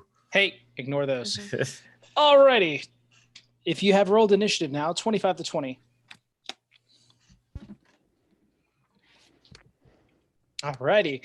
So that'll be me. Oh, Uh-oh. Jesus Christ. Oh, God. Rolled a 19 with +3. Hey, I rolled 19 with +3. Oh, you rolled No. 19. I ended up at 19. I apologize. I only got a It's plus okay. 8 on my initiative. Only. How did you get a +8? Whatever. You took Dex the and alert then feat. alert. Yeah. His feet are very alert. See, I originally wrote Sek to be multi-classing as a rogue, and he was specifically a swashbuckler. So, yeah, I took that out because he's at a higher level to do that. So, even it out. Anyway, point is it sucks to go from like having +5 to your initiative to +2. That point sucks. 19 to 15. Okay. 19. 18. 16. All right. So then it'll go. Who was 19? Was that Caster? I'm Hogan. 18. Hogan got 19. Logan's my Hogan, brother. Caster, Sek. Logan. And then what I can only assume is the man known as Adam. Yeah, Bring I got up the 12. I wrote Adam instead of Roderick. That's fine. Okay.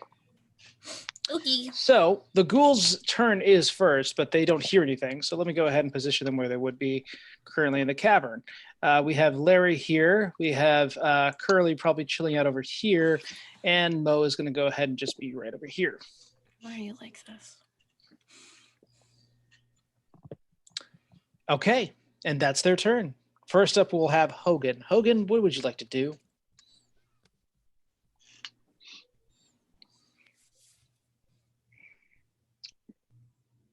I was muted. I apologize. Am I able to hear them approaching at all? I can hear your reaction, even though you're muted. You cannot hear the. Well, make a perception check. That'll be your action, though. Yeah. That's 16. 16. You can definitely hear them moving about in there. They are not being stealthy. They don't think that you're around yet.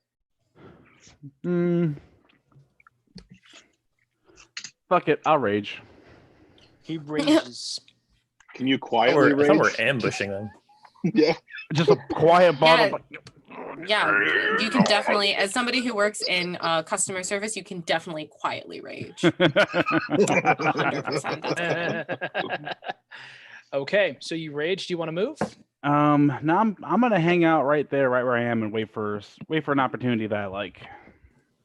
So if you do not attack something or take damage, you will lose your rage. Oh fuck. Yeah. Well, you learn something new every session when you are new to this. All right. If you're new, we can say you didn't rage yet, and you should be okay still. You can ready to rage, though. Or can you ready a rage? You can ready an attack. I could say that you can ready an action or a bonus action, sure. But yeah, you can ready a rage. All right. I'm just gonna do that. If I feel like I have a threat that's starting to get close. If anything sets you off, you will fly into an anger. Oh yeah. I'm this fucking close. Okay, How do you all dare hear you. me? Do you hear me right now? This close. Caster, you're posted up pretty well there. Do you want to do anything for your turn? I'm just gonna be holding an Eldritch Blast until I get the nod from Hogan to begin the attack. Okay. And then we have Sek. Sek, you're already kind of in this cavern because the entrance is located right around there. And you are a key. So there's a chance they might notice you since you're not around any kind of cover. That's fine.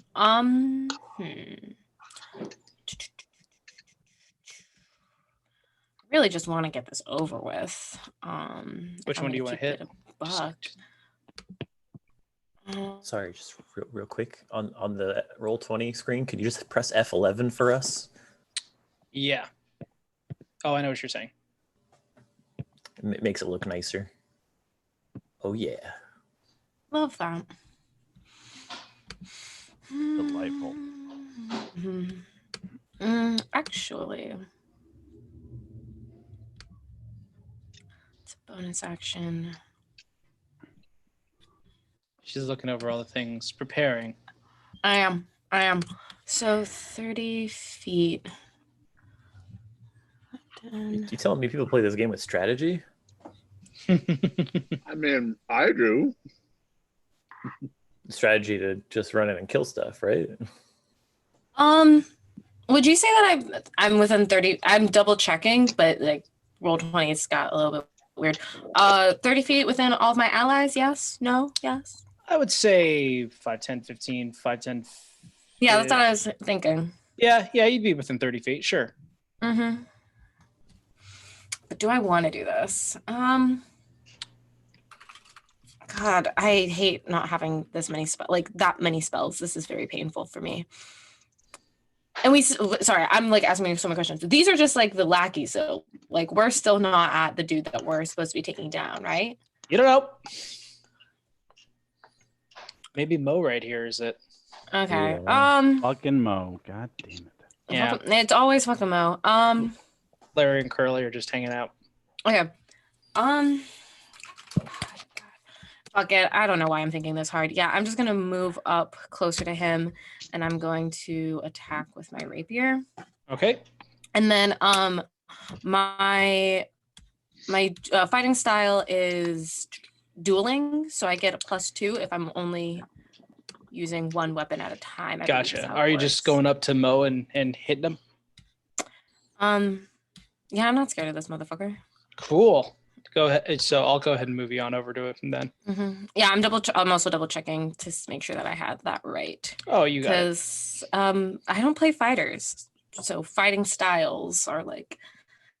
Well, look, you can roll to hit Mo if you want. Yeah, I'm going to. Are you sure? Why are you doing this to go me? for it. I'm just fucking with you. Go for it. I know, and I don't like it. God fucking damn it. Doesn't even matter. I've rolled a natural 3. Okay. And you have a plus what to hit?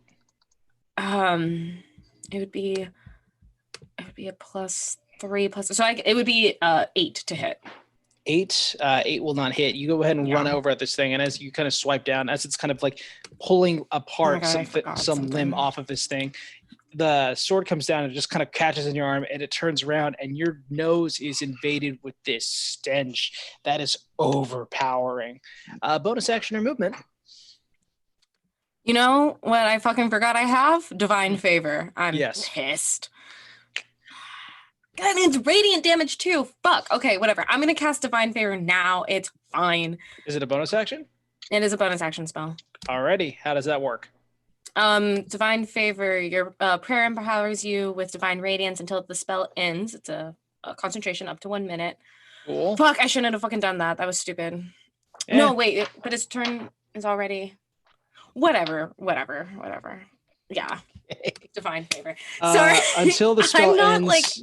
I'm not in a good headspace, so I'm not playing as strategically. Your weapon attacks deal an extra d4 on damage on a hit. Cool. Mm-hmm. So when you do hit with that, divine, it's radiant damage too, I believe. I gotcha. Mm-hmm. Alrighty. Next up, we have that's action, bonus action, and movement. I'm going to go ahead and say that it is now Roderick's turn. Roderick, where do you want to go? Stupid. Where did she go? She ran up to attack that one. Mm-hmm. I will just use my hand crossbow. Okay. From this distance. Are you hitting Mo? I will hit the one she tried to hit. I can say you can move 15 feet this direction and be within range because currently it's behind some like rigmarole right here. Yeah, okay, that's fine. Cool. Go ahead and fire to attack. You would have sneak attack on this as well. Sneak attack, and it has not taken an attack action yet, correct? Correct. You have surprise. I have advantage due to assassinate. Go for it. Hot. 17 plus 5, so 22 to hit. That'll hit and damage. 2. And it's double damage, so 26 damage because he has not attacked yet. What? Yep, that's why I like assassin. That's a bullshit. Alrighty. Causing it to be off kilter by the attack that second made at it, Roger comes around into the cavern, aims and fires into this creature, and it strikes directly into the back of its neck as it cries out in pain. Do you have a bonus action or a movement you'd like to take? My bonus action, I'm going to go back into sneaky. Okay, roll the stealth. 16. 16, okay. Next up, we have... the boys. So the boys. Mo here is going to go ahead and hit the creature that's right in front of it. So Let's go ahead and do that with a. Let's do claws. That is going to be 15 to hit. 15 hits. Okay, and that right there is going to be, wow, excellent roll there, Brad. 6 slashing damage, and you can go ahead and make a Constitution saving throw for me. Okay.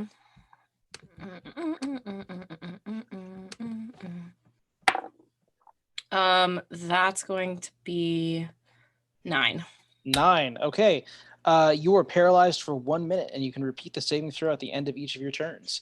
So as it takes its claws. Wait. Yeah. Wait, let Go me for it. double check something. Sure. Okay, so like, yeah. Well, because like, what is making me? Because I'm immune to diseases. This would be Story of a girl.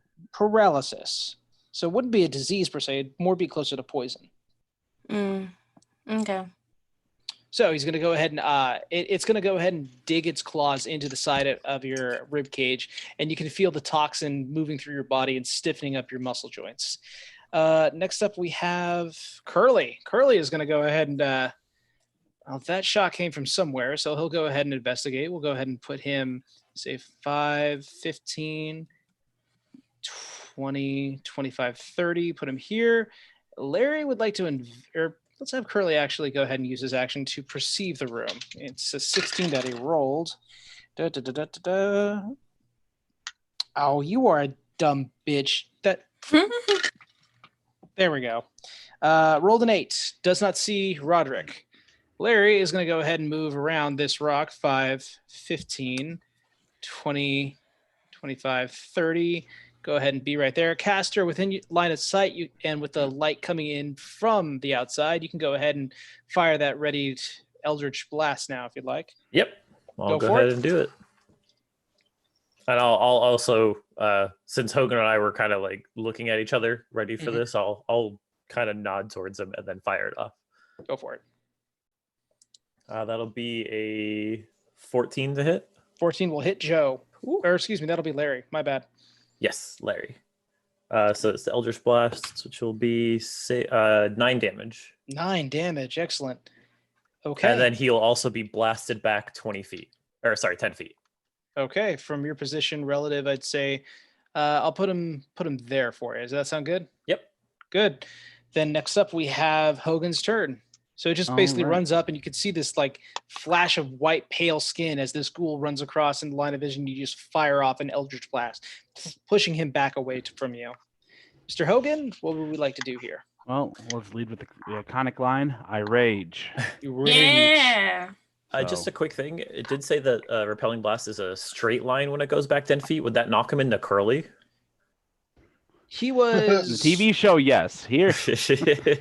I will go ahead and put Curly back another 5 feet, replace Larry here, and I will mark Curly as prone. Nope, don't want to do these. Wait, take that away. This will mean prone. Felt sleepy, kind of, yeah. Yeah, that makes sense. Alrighty. Mr. Hogan, you raged. Now what? All right. Now that I hear all the commotion going on behind me and I know there's something going on, I move 5, 10, 15, get to here. Sounds good. You want to hit Mo? Hope it's okay that I'm using this too. And yes, I would like to hit Mo. Do I get advantage on this? Ordinarily you'd be flanking, but unfortunately you lose that. You don't benefit from the flanking position because she is paralyzed. So you can go ahead and recklessly attack if it's all right with you. Go for it. That is either 18 sorry. That is 22 or less. 22. Okay, that'll hit. And the damage? That, my friend, is 13 damage. Okay. Coming up from behind this thing and flying into your rage, you're taking your great axe and you go ahead and lift up and slice this thing in twain as you just power down on it. Mo is now a dead. That was quick. Poor Mo. You're welcome. You're also able to look over at Second during this time. He is currently it looks like he's locked in place as like the creature falls down, and you can see that it previously had its claw in his ribcage. Love it. Which brings us to Do you have a bonus action? Well, you raged, you moved, you attacked. No, That's the end of your turn. that's it. Caster, what's the move? Okay. I still have eyes on them, correct? With the vision. I'd Or say with, how brightly lit is it in here? Pretty fucking lit. It's dim. The firelight's the only thing that would give you visual on it, and at this point they are dimly lit, so you would attack with disadvantage. At least at this position. I mean, how closer would I need to get for it to be out of dimly lit? He would need to come to you. The only light is coming in from this entrance right here. Okay. And it'll light it up just to about here with regular light, and then everything past that is going to be dim. All right. I don't think there's anything I can do to fix my vision here. Nope, but you can go ahead and charge anyway. Actually, no, I can't do this bonus action. I'm not used to Warlock. I can't cast a level 1 as my secondary. Okay, I'm just gonna cast another Eldritch Blast at him from my safe position over there, and he said at disadvantage. Yeah, warlocks have like a weird spell slot. All right, distribution. so 10 plus 5, 15. 15 will hit. Okay, and that's 2 plus 3, 5 damage. 5 damage. And he's you did blown. that to Larry? Yeah, that was to Larry, and it blows him back another 10 feet in a straight line. Shooting to get him in that fire there, or Maybe, who knows? I can't see. I'm just shooting. well, it's Shooting. fire. You'd be able to see that. I don't like. Shoot. There's some light behind it. So he's going to be blasted. I'll say he'll trip over Curly, and I'll trade him out for the prone position because he's tripping over Curly. Everyone's just getting knocked over. Alrighty. You blast Larry back over Curly once more. Bonus action or movement. That's all I got. Cool. Next up, we have Sek. Go ahead and make the saving throw. Yep. Constitution. That's gonna be 16. You have successfully unparalyzed, but that'll be the end of your turn. That's fine. And next up, we're going to go ahead and do Roderick. Is Curly still prone? Yes. I will run up on Curly and with advantage strike at him with my rapier. Okay, go ahead and do so with advantage.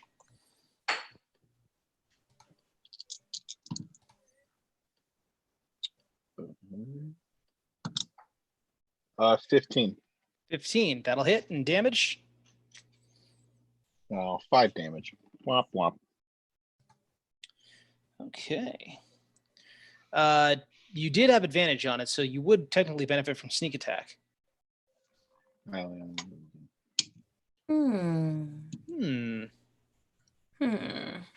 11 damage. Okay. So as you approach this thing, you go ahead and with a quick swipe of your sword, you're able to like place it, the brunt of your rapier's, or the edge of your rapier's blade through the eye socket of this thing from the back of its head's entry point. It is now a undead. Wow. Dang.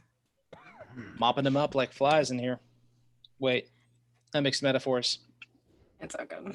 Yeah, you guys are doing amazing. Yeah, this is really a team effort right now.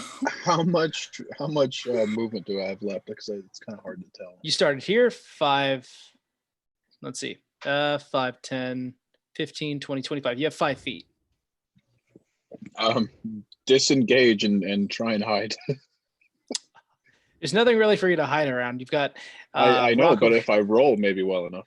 Sure, I'll go ahead and roll stealth at disadvantage because there's no cover for you to go around. If there's no cover, I mean, I guess he could like. Larry's got a clear line of sight on him. Just lay down flat. That guy. He's on the ground. Prone. Yeah, he's prone. They're not bears. Roll a regular stealth roll. That's fair. They're T-Rexes. Okay, I did roll. Okay, 21. You can go fuck yourself. Jesus fucking Christ. A +7 to stealth. I love it. This dumb shit. You like? I should have just made him have the disadvantage. It is Larry's turn. He is gonna go ahead and get up. He is gonna get out of the prone position, and with 15 feet of movement, he is gonna go over to this one over here. And are you kidding me? yeah, easy. Also You were the steal. prey. It's also the closest I can get with that being there. With 15 feet. Yeah. Okay. Uh-huh. I'm just saying these zombies shouldn't be that smart. They're dumb as dicks. No, they move purely Wow, based off That's instinct. sexist. It's 2020, Liv. Sir, I remember the joke you made earlier in the stream, so I don't think you want to have this conversation. I'm gonna go ahead and bite her before we Maybe go I any do. further into this conversation. Please do. That is an 18. Honestly? 18 for yeah, that's gonna be 10 points of piercing damage. Cool. So Larry's just gonna go ahead and run towards the one thing that it can see within range, and he's just gonna sink his teeth into our dear Sec. That's it for him. Hogan, This is you're up. embarrassing. All right. Well, I hate I'm going it to here. move 10 feet, whatever, over here, Okay, and let the good times roll. I relentlessly attack. go for it. You mean recklessly or relentlessly? Relentlessly. I thought it was recklessly. Relentless was something else from the other. Sorry, recklessly attack. All good. So that is either. I like the 60, rebranding. 60, that's 20 to hit. 20 will hit, and the damage? That is 10 damage. 10 damage to Curly. Okay. Wait a minute, Curly's dead. Larry. Larry. That is right. It is Larry. My bad. Okay. 10 points of damage. Anything else you'd like to do? No, I'm pretty happy where I am. Excellent. Next up, we have, hey, Caster. Hey, what's up? Caster, you currently cannot see Larry because he is behind. You're behind this rock, and he perfectly obscured behind it. 10, 15, 20, 25. Okay, so I'm going to go ahead 5, 10, 15, 20, 25, 30. Right there. Good. And I'll go ahead and do... I'll do a chill touch on it. Go for it. I make a save, or you make a throw. I make a throw. Yeah. Chill touch is like the most poorly named spell because it's necrotic damage and it's not a touch spell. Yeah, it's weird. Yeah. I hate it. That's a natty 18 plus 5, so 23. All right, and the damage? That is 1d8. It do be a good spell, though. It do be a good spell. Just stupidly named. All right, so Oh that's my god, I finally got it back. Thank god. just 3 damage, but 3 now damage? he has disadvantage on attack rolls. Okay. The energy pulsates out of your hand and strikes into this being. You can kind of see it just begin to be overwrought with this black rot. Even in the dim lighting here, you can kind of see the spell taking hold on it. Bonus action. Well, you've done your. That's it. That's all I got. All right, Sec, you're free. Thank god. Yeah, I guess I'll just, because I've been doing so well with it, I'm just going to attack one time. Okay. Yeah. Jesus Christ. So that is 11 to hit. 11 will not hit. Cool. Cool. I'm sorry, Liv. You go No, ahead. it's fine. What's up? As it's hit with the spell, you go to swipe it. It doesn't get. It only has disadvantage on its stuff. Okay. You swipe at it to try and strike into this thing in the dark. Even with your dark vision, Yeah. it's a little harder to hit. Bonus action or movement. I guess I'm gonna try to disengage. Yeah. All right. Well, disengage. Because clearly I'm not doing a good job, so I'm No, gonna stay dip. there, you fool. Okay, never mind. I'm staying. Alrighty. Then next. Actually, no, I would stay. I'm paladin of conquest. I'm not gonna fucking run. Fuck this shit. Yeah, no, I'm staying. I don't know who I Alrighty. am. Then Roderick, it's your turn. You've got line of sight. I should have been having you fire at disadvantage or at least straight rolls. So I'm a you, crossbow expert. yeah. Oh, okay. Well, I mean, it's because of the dim lighting. I know. I want to see how far I could get just by saying crossbow expert to you. Piece of shit. I had the Kenku rolling a disadvantage. You roll a disadvantage for whatever strike you're about to do, because unless you're No, that's not fair because I'm about to get advantage by flanking him to live. well, fine. You go ahead and move yourself to here. I'm guessing. I will allow a straight roll since it's still dark in here. That's not very fair. Well, it wasn't fair to give it to you in the first place. The poor Kenku's been throwing Eldritch Blast since he's still been hitting. Fine. A What's that 14. Does a like? 14 hit? A 14 hits. It's pretty nice, actually. I tell you, but I can't talk. 9 damage. Yes, we all have our strengths. All right. What are the details of Larry's demise? Well, as our paladin friend is finally deciding he's going to do something, the rapier just goes through like from the back of its head into the front of its head, and it's like a unicorn. You see emerge from this thing a new horn, and then you're like, wait a moment, that's Roderick standing behind it. And as he pulls the blade free, the thing just collapses in front of you. Yeah, I usually collapse after I pull out too. So.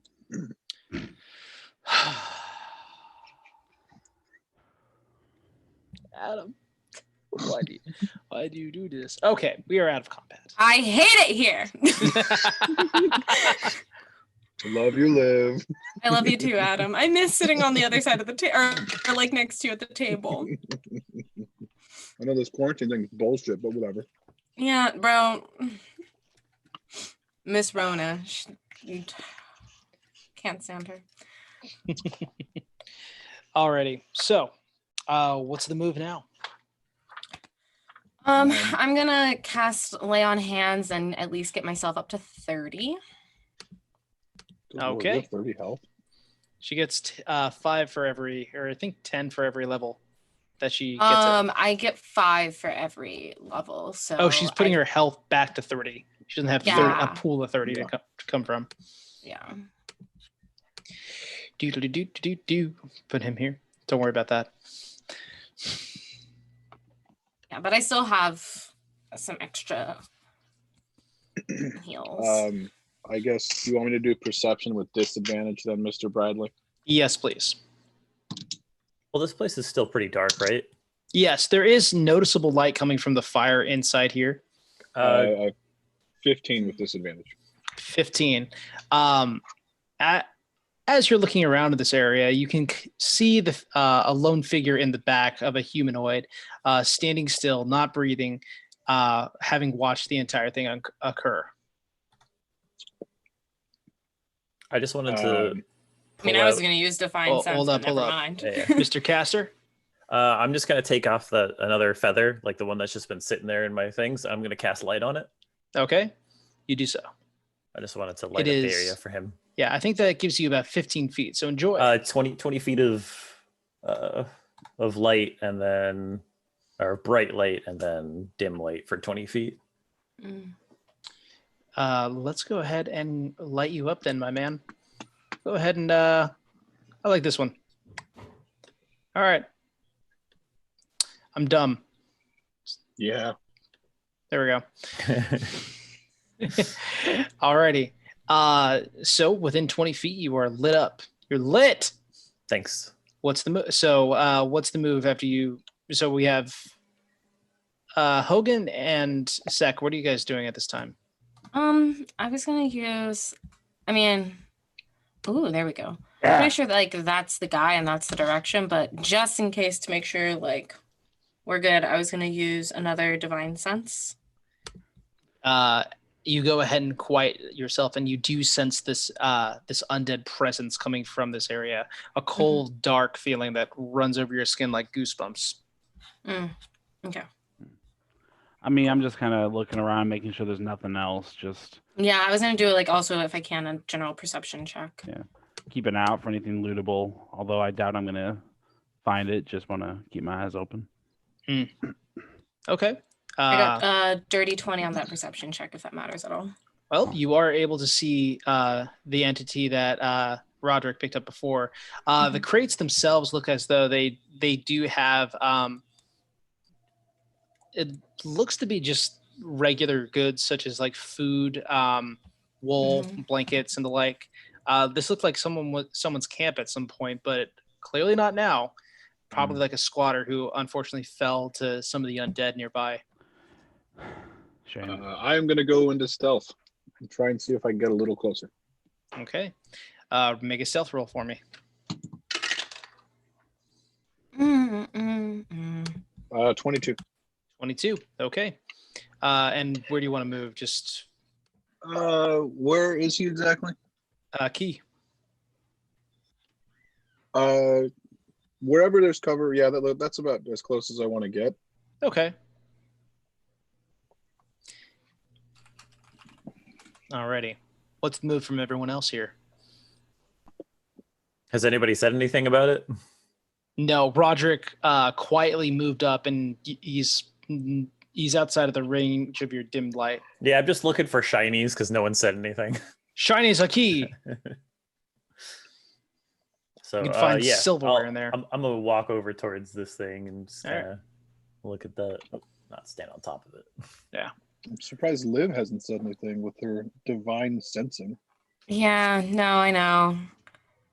I just want to go up to the dude. Like, I just want to say fuck it and go up to the dude. All right. You want to move over there?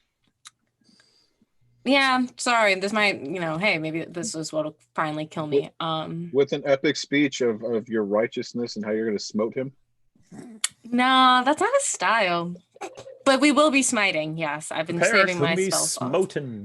Smoten. You approach the entity, and since you said that you were not going to go into stealth, yeah, I'm not scared. You can see it's just kind of sitting across from a rock, and it turns its head over. You can see there is no skin on this creature, but it is covered with this strange-looking half-plate armor. In its right hand, a large sword. It sees you, turns around, and stands and says, "Have you come to kill me?" Yes.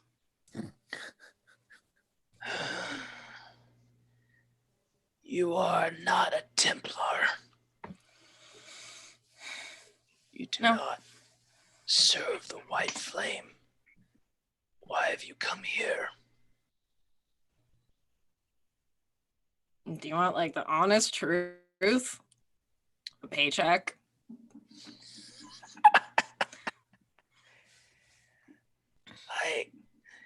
When I died the first time, I was defending the homestead of Karn.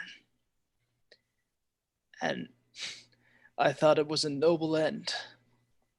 And when I was brought back for the rites, I was told I would defend Shadukar from Thrane. I do not wish to die in the pursuit of gold, not with the knowledge I am burdened with. You are not purgers of the Templar order. You are not zealots claimed with the wholesale destruction of a city against a country. Do not do this. Why shouldn't I? I must survive to tell someone from Karn, someone who keeps the blood of Vol, that they are in danger. I cannot leave the city as Thrane occupies it. I am beholden to my oaths.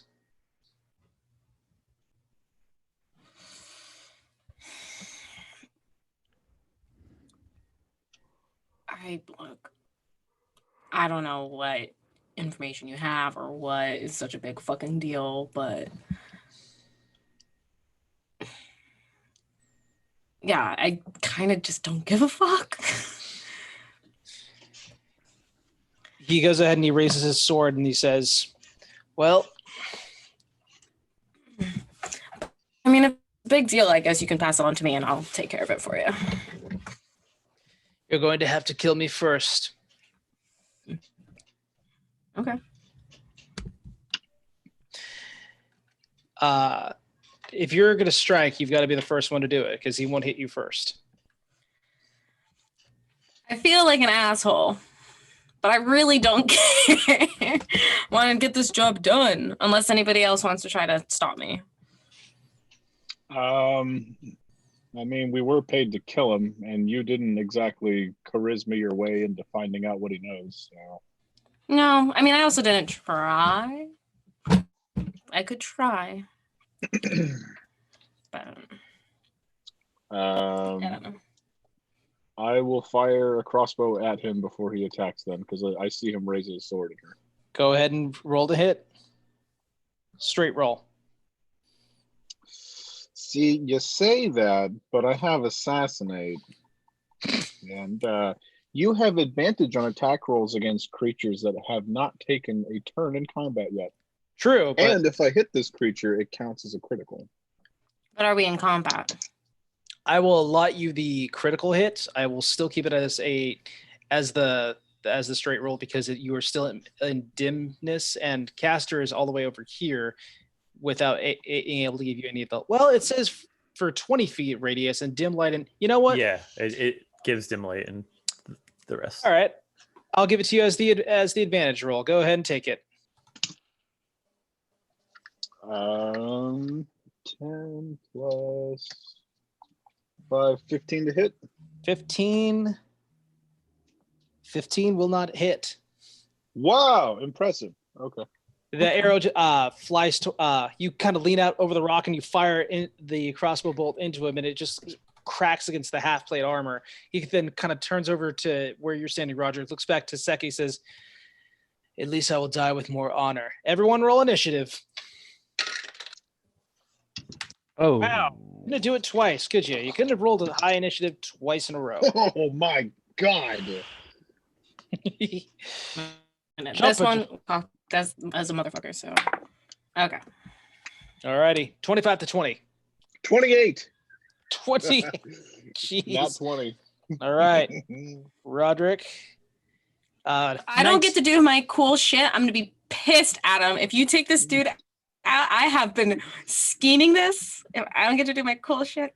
Oh, no, you'll get to do your cool shit. Don't you worry about it. 19 to 15. 16. All righty. Again. 14 to 10. 10 over here. Mr. Caster. 9 to 5. Working 9 to 5. I like this one out. No, your LEDs, you're not supposed to die yet. It's too soon. All right. Oh, well. Roderick, you rolled at the top of initiative, so let's go ahead and do it. Oh my god. I get to attack with advantage again because he hasn't gone yet? Oh. Some bullshit. 17 to hit. 17 will just hit. Oh my good lord. I wasn't expecting to hit.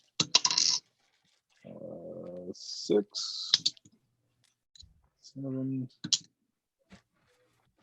11, and then times 2 for critical, 22 damage. 22 damage. Okay. Nice. So you go ahead and pull out the crossbow bolt once more and fire it into him as finally this one sticks into the center of his chest. He says, "You die first." All right. Good luck. Next Bonus up. action. Oh, Adam, bonus what action. did you? What? What did you roll again to hit? Sorry. 17. 17. Cool. Yeah. My bonus action is to go into stealth and then move. make a stealth check.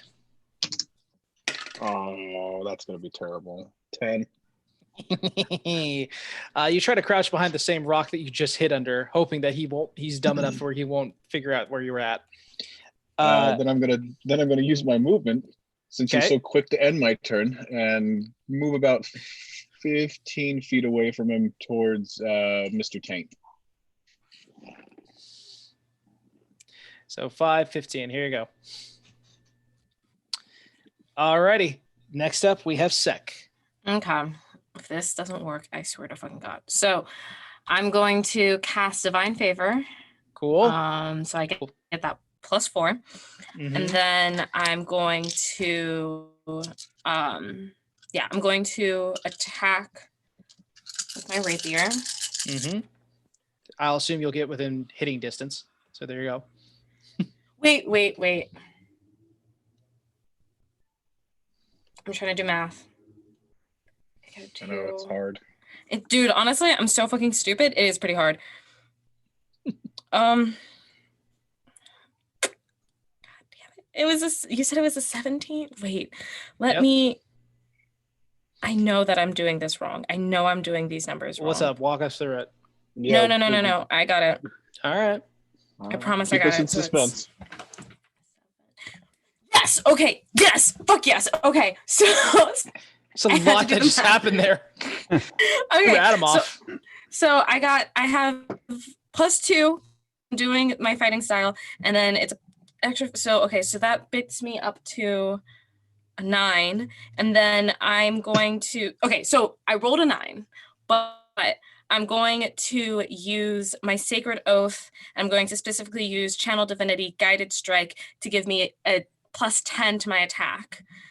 So it's a 19. Okay. And then I'm also going to use one of my spell slots to do Smite Divine it. Smite. Yep. Yep. And it's undead, so I get another D8. So I'm gonna be That's- real upset if I don't get to attack. I so yeah, love so being that assassin. You can cast these things after you've already rolled though. yeah. Mhm. Okay. Yeah. When it hits, Yeah. you can decide to use a smite. Sweet. Yeah. It's So really that's good. dumb. It's gonna be 8, and then that's gonna be 8, and then 12, plus another 5. So that's 17 points of damage. Okay. You rolled a 19 to hit initially, correct? Mhm. Okay. Do I want to do this? Gosh, this will rage. So it has. You said it was Play it 19 honest. points? Play It's- it honest, Fred. It's it was 19 to hit, and then it was 17 points of radiant damage. Okay. As a reaction, the soldier can add 3 to its AC against one melee attack that would hit it. To do so, the Yeah. soldier must see the attacker. It has dark vision Mhm. and be wielding a melee weapon. It has a Mhm. longsword. So its AC Mhm. is now 20 Cool. for its reaction. That's- You did not waste your spell slot to do so because it would not hit to begin with, but you have used your divine favor because you did that before you hit. So as you Yep. raise up to hit it, you can see your blade like overloaded with holy energy as he brings up his sword to deflect against it. I can only do that once, but I'm gonna use it to Hey, keep Bradley, myself. eat my ass! Eat my ass, dude! Oh. All right, caster. So, well, do you want to? You have 25 No, feet- I okay. don't want to fucking do anything. Caster, you are up. Has anybody said anything about this? Like, has Caster Eat even my noticed ass, that you that's what's guys been are said. fighting? You just out of the darkness, you hear "eat my ass." So You can definitely hear the sounds of combat happening roughly about 60 feet away from you. Oh, all right. I guess Cass will just go on the defensive. It's like, oh, I guess there's still more stuff. There's not much that I can move. Let me 5, 10, 15, 20, 25, 30. Okay. All right. And then I guess he'll finally yeah, that's dim light right there. So Yeah, that's I'll give it to you. Is that disadvantage still?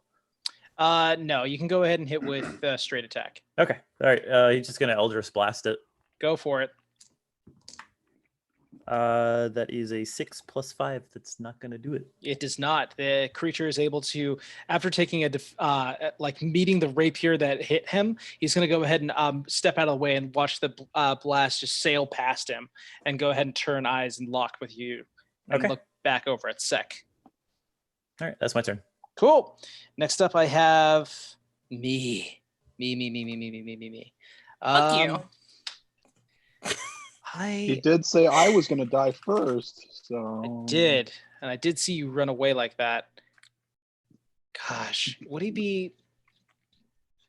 He should fight the well, he knows he's weak again. Oh gosh. Okay, hang on a second. I gotta make a decision here. Okay, we're gonna go ahead and go for Sek then. Sek, we're gonna go ahead and do one attack towards you.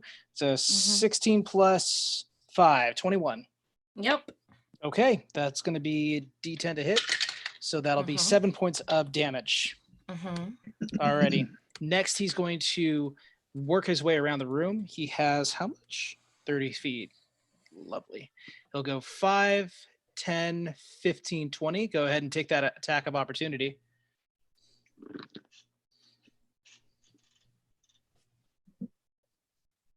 Oh, yeah, you got an attack of opportunity, Sek.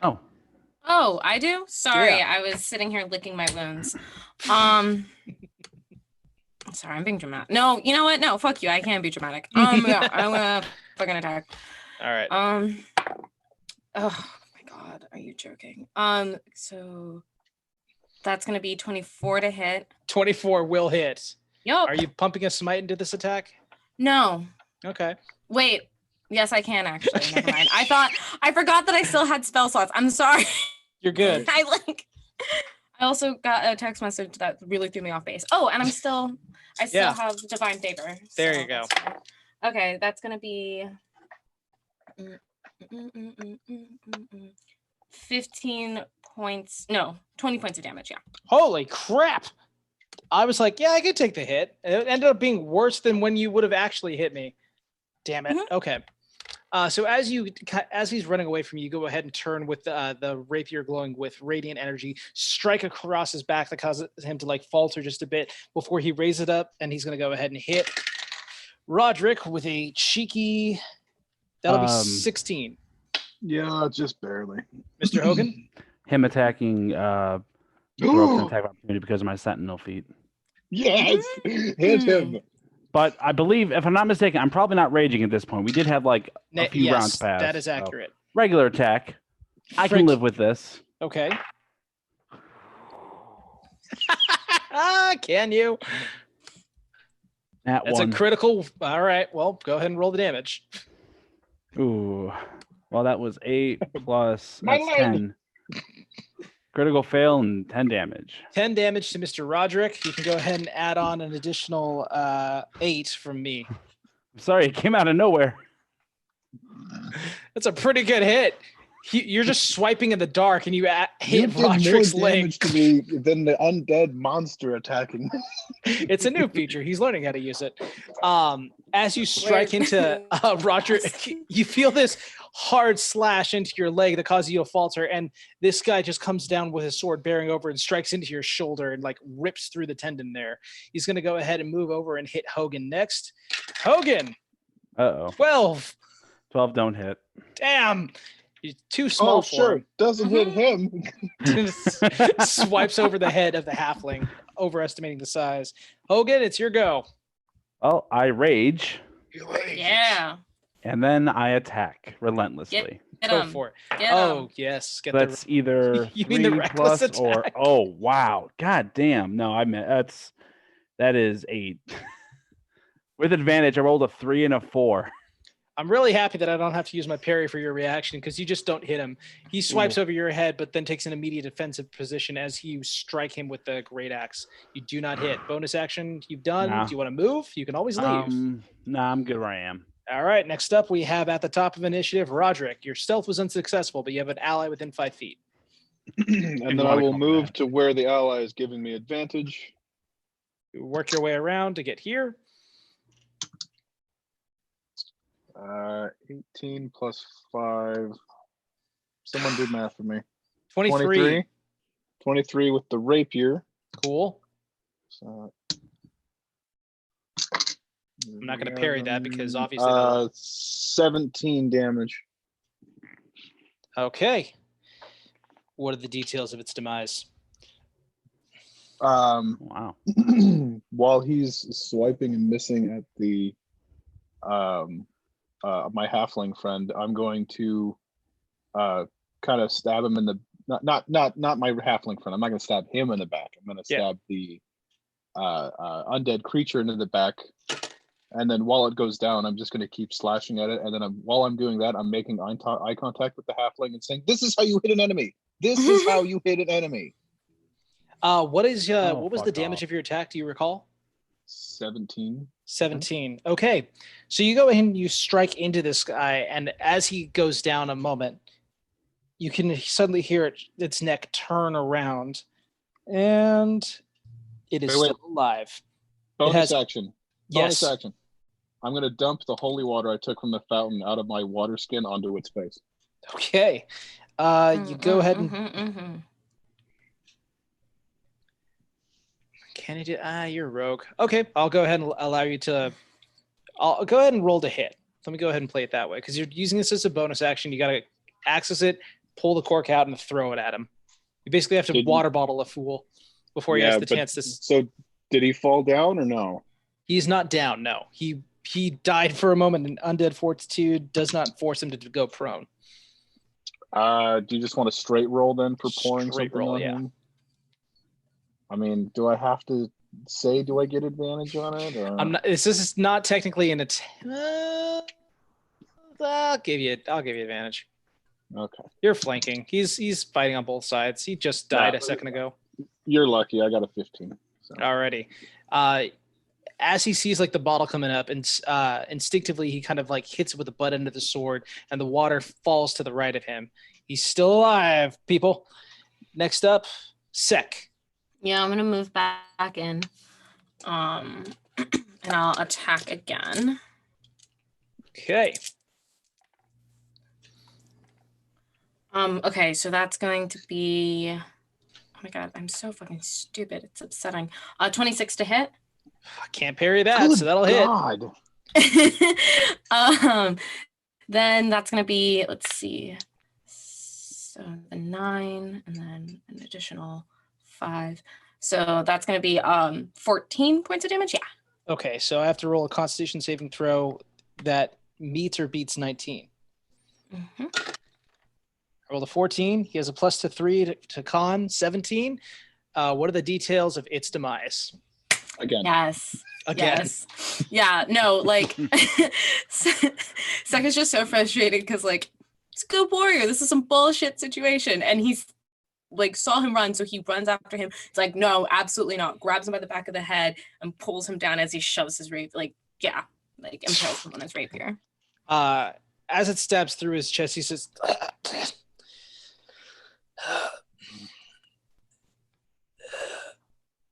don't know what language that is. And Yeah, I don't speak that. keep going. he's like trying to get the words out. He says, tent. Falls down and falls directly forward. He said Dead. tent. Tent, yeah. And there's a tent right next to me, like to my left, correct? Mm-hmm. I'm immediately going to look at it and go walk towards it. Okay. I'm going to take the sword off his body. Okay, it is a longsword. Okay. Yeah, I'm gonna just kind of inspect his body just to I'm gonna follow Caster over to the tent. get a. Yeah, I'm going to get a inspect the read. tent. Never mind. Completely useless. Completely useless investigation roll. What's your okay? It's like a 7. All right. You do see a mat on there, and but not much else. And what was the other investigation roll? For whomst? Oh, I thought someone else rolled it besides Sek. I was going to go and take a look at the tent if you want me to do an investigation. Be my guess. Sure. I guess. Investigation +2. That's 17. 17. Looking at the bedroll, you kind of like look inside. You're like, why would an undead ever like use this to even sleep? And you can see that there's a small note. In common, you can see that it reads field report. Noticed sightings of the cult of the dragon below appeared and surveyed the area to infiltrate Thrane directly, holding position and awaiting orders. Tarnafel. All right. I'm going to take the note and bring it over to Hogan Okay. Hmm. and hand it to him. If you say so, I'll try. It takes me a minute there, just kind of looking at it, and I don't know. I don't feel like I'm sharp enough to really put much together on that one myself. So I'd probably just relay it over to Roderick or maybe Sek. Does Someone who's better at reading. Does my thieves can't give me anything off of this? This is more of a this is a field Like- report from a soldier. It's not Right. written in any kind of thieves' cant or it's not trying to convey any Hidden messages? Yeah, it's not trying to Okay. conceal anything. This is trying to inform whoever's reading it. Doesn't mean a whole lot to me. Was this the only thing in the tent? Besides a bedroll, yeah. Caster found it within the bedroll. It talks about like some cult, right? Cult of the Dragon below. Yeah, if you want to make a religious check, you can. Yeah, I'll do that. Let's I'll do see. history. I'll do history. Go for it. It's the same thing for me, but that's a nat 20 plus 1 I for a got a religion 14 check. for 14 for history. Sek, you've Why am I so good at like learning things like lore, but like not fighting? Anyway, keep going. Sek, you know of the Cult of the Dragon below. They are a long time ago. There used to be demonic overlords that overran the land. They're referred to colloquially as the Dust Lords. They were all bound to the innards of Eberron. Quick history lesson from what Roderick's able to discern. Eberron is in fact a dragon. There were 3 in the beginning. There was Eberron, Kyber, and Sybaris. Kyber killed Sybaris, and he became the rings that actually envelop around the planet now. Eberron knew that he could not kill Kyber, so he instead imprisoned him within his own body, and Kyber is considered to be the core of the planet, Eberron the surface of it. The cult of the dragon below is a spontaneously erupting cult. It appears in almost seemingly random locations, and the demonic overlords who are imprisoned within the earth below, deep within Kyber, are basically use their dark influence to find people who they can whisper into and start their belief system. There are many different types of overlords, but a mere one can actually infect an entire town with these dangerous beliefs and visions. They seem to have random agendas. They don't. The only real tracing thread of all this seems to be, and I can go ahead and get out of here. The only real tracing thread from all this is that there's usually wanton violence and destruction wherever they go.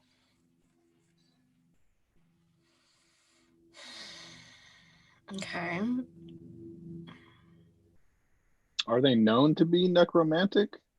They're known to be a whole bunch of dangerous things. Necromantic can, in fact, include them. But from these guys, from the gentleman you just fought, no, they're the Karn society believes in animating their dead and having them fight for them. So the two are not related. It looks like this guy, from the detail of the message, it looks like he was reporting that this land was not only just fighting between Thrane and Karn. Someone else was planning to infiltrate Thrane as well.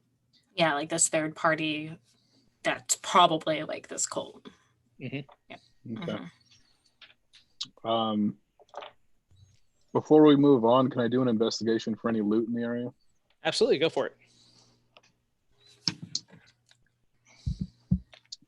12. 12. Looking around through the belongings of what was kind of left here, there are 2 rapiers, one green and the other one blue, and they seem to hum with this kind of, like, you can place it up to your ear and almost hear music coming from them. Okay.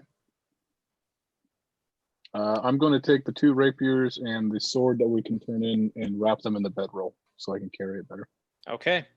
As you make your way out, the girl at the shrine is like looking over and like expecting to see someone come out, and when she does, she like puts a thumb up, like inquisitively.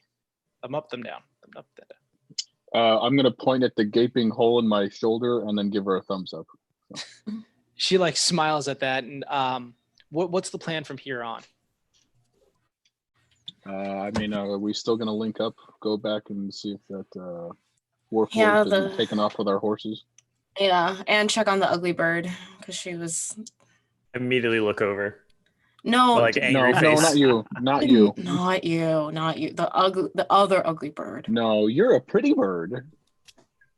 Pretty bird. But I point over and go, ugly fucking bird. Yes. Yeah, and then we're taking the kid too. Yeah. The 5 of you now walk back over to the area we were to link up. It's well into nighttime now, but as you arrive, you see Brotier and Creed, along with the other 2 Templars, just kind of making camp. They said, "So, were you successful?" I will reach into the bedroll and just pull out the sword a little bit to show him, and then put it back in the bedroll. He says, you took him down. You took down Ternafel. Yeah, that's what he paid us for. Creed that's wordlessly. What the Adventurer Guilds does. Creed wordlessly stands up, walks over. She says, "The blade. May I see it?" I'm going to take a very obnoxious step backwards from her, out of her reach, pull the blade out again, and kind of like sheen it in the torchlight so she can kind of like see. And then I And- put it back in the bedroll. Rotier like puts the torch up to it, and she says, "It's his. You've done it." Yeah, but there's something you probably want to see more than the sword. And I hand them the The field report. the field report. She looks over at it. She says, she's quiet for a time being, and then she kind of folds this into quarters and kind of holds at her side. She says, "I must apologize. What you Your have fucking done." foot in your mouth. Hey, well, And now easy, you look easy. stupid. Calm down. Listen, we all want to go home. Some of us have gaping holes in their shoulders and just want to get some rest. The paladin will actually, at hearing that, take note of it. You'll see her hand glow with like the silver energy as she it's almost as though she's like putting permission to like heal the wound up. Yeah, dude, you should let her. I can't do that. I don't. That's something Yeah. different. I don't know how to do that. Yeah, it's. I'll let her touch me. She goes ahead and heals you for 20 from her lay on hands. Oh. Yeah, can't do that. She So says, weird. "I am of Gashkala, and we worship Kalakshal for same as the rest and those in Thrane. And we believe there are those who are within the lights and those who are without it. And I see you not without lights, and then I see you do this, and I think you must be of in the lights in different way. I am sorry I treat you poorly. And we Before shall." Liv can say anything, I say apology accepted. No, I'm gonna be quiet. Quiet. You guys post up. Watches are taken by the rest of the Templars, and in the morning you guys take your head way back. And the Warforged at the who's been accompanying you guys kind of just asked about it. He's like, "So I mean, how did the actual fight go down? Did you guys? I mean, was it successful? I mean, did you just steal the sword or what?" You're not a very smart warforged, are you? I got hit pretty hard. Sek just kind of shrugs and just it was just a battle. Yeah. Just a battle. Find anything neat? I mean, not really. You really should have seen our bird, though. Our bird like vaporized 2 people. It was crazy. I saw what he did to that building. He's pretty special. Oh, by the way, you can have this back. And he goes ahead and hands you back the hand crossbow and the bolts. I mean, right. So everything ends happily, right? I mean, I guess. I mean, it's very, very ominous of you to say that. I Well, didn't get hurt. well, that's a relief. I mean, I would hate for Right. someone to, and he like taps his chest, and you kind of hear this humming sound, and his eyes begin to like glow a little bit brighter. He's like, "I hate for someone to get out of the adventure unscathed, but frankly, we can't have you meddling anymore." I Eldritch Blast immediately. What? God damn it. This is why you don't I don't trust trusted robots. him. You don't trust robots. I was wrong, and I'm sorry. Now let's Castor was By the already way, suspicious that because he didn't get conversation is the already canon. yeah he didn't get the healing potion Health back. token. Yeah. Ah. I was All right. already on the guard. Go ahead and roll to hit. That is going to be a natural 20. Okay. No. Yeah. Roll your fuck damage. him up. Bird boy. Alrighty, bird boy time. Love to see it. Okay, that's a beautiful 4 points of damage. Oh, sorry, Okay. to 5 points of damage because I rolled a 1 for my damage. Oh, you just double the face of the dice. That's how Yeah, I so do. that's just Okay. 1. So Good. 1 to 2 plus 3, 5. Okay. But it's gonna throw him 10 feet back. So if he's blown 10 feet back and the explosion happens and it's more minimalized, it does not actually take anyone out. It does spook the horses a bit, and a few people get cast from their saddles on the other side. But with your quick hand, you push this thing away, and you can see just a small and as it erupts, you can just see like the upper torso of the Warforged being like, "We noticed you on the train. Too close." You see like this small little blade come out of his arm, and then he just kind of his eyes go out. You're left standing there, and the half-orc woman, Creed, she gets up and says, "What was that about? What does he mean by the train?" He was saying he wanted to run a train on you, and we didn't like that, so we killed him. I'm waiting for Liv's reaction. I hate it here. I gotta go. I have resigned myself to this. This is my life now. They after a few moments, you guys return to your horses. When you get back into Thrane, Flack pays each of you 500 gold. And you guys have rapiers in your possession. They're both +1s. Yeah. And that is where we're going to go ahead and end tonight's stream. And I just want to go ahead and say thank you to Corporate Streams, and thank you for everyone who decided to play with us. And we're going to be back next week with another episode. And I love you all. Thanks for playing. And I'm going to figure out how we turn this thing off, because I'm not sure. Oh, wait, there it is. Do the freeze frame.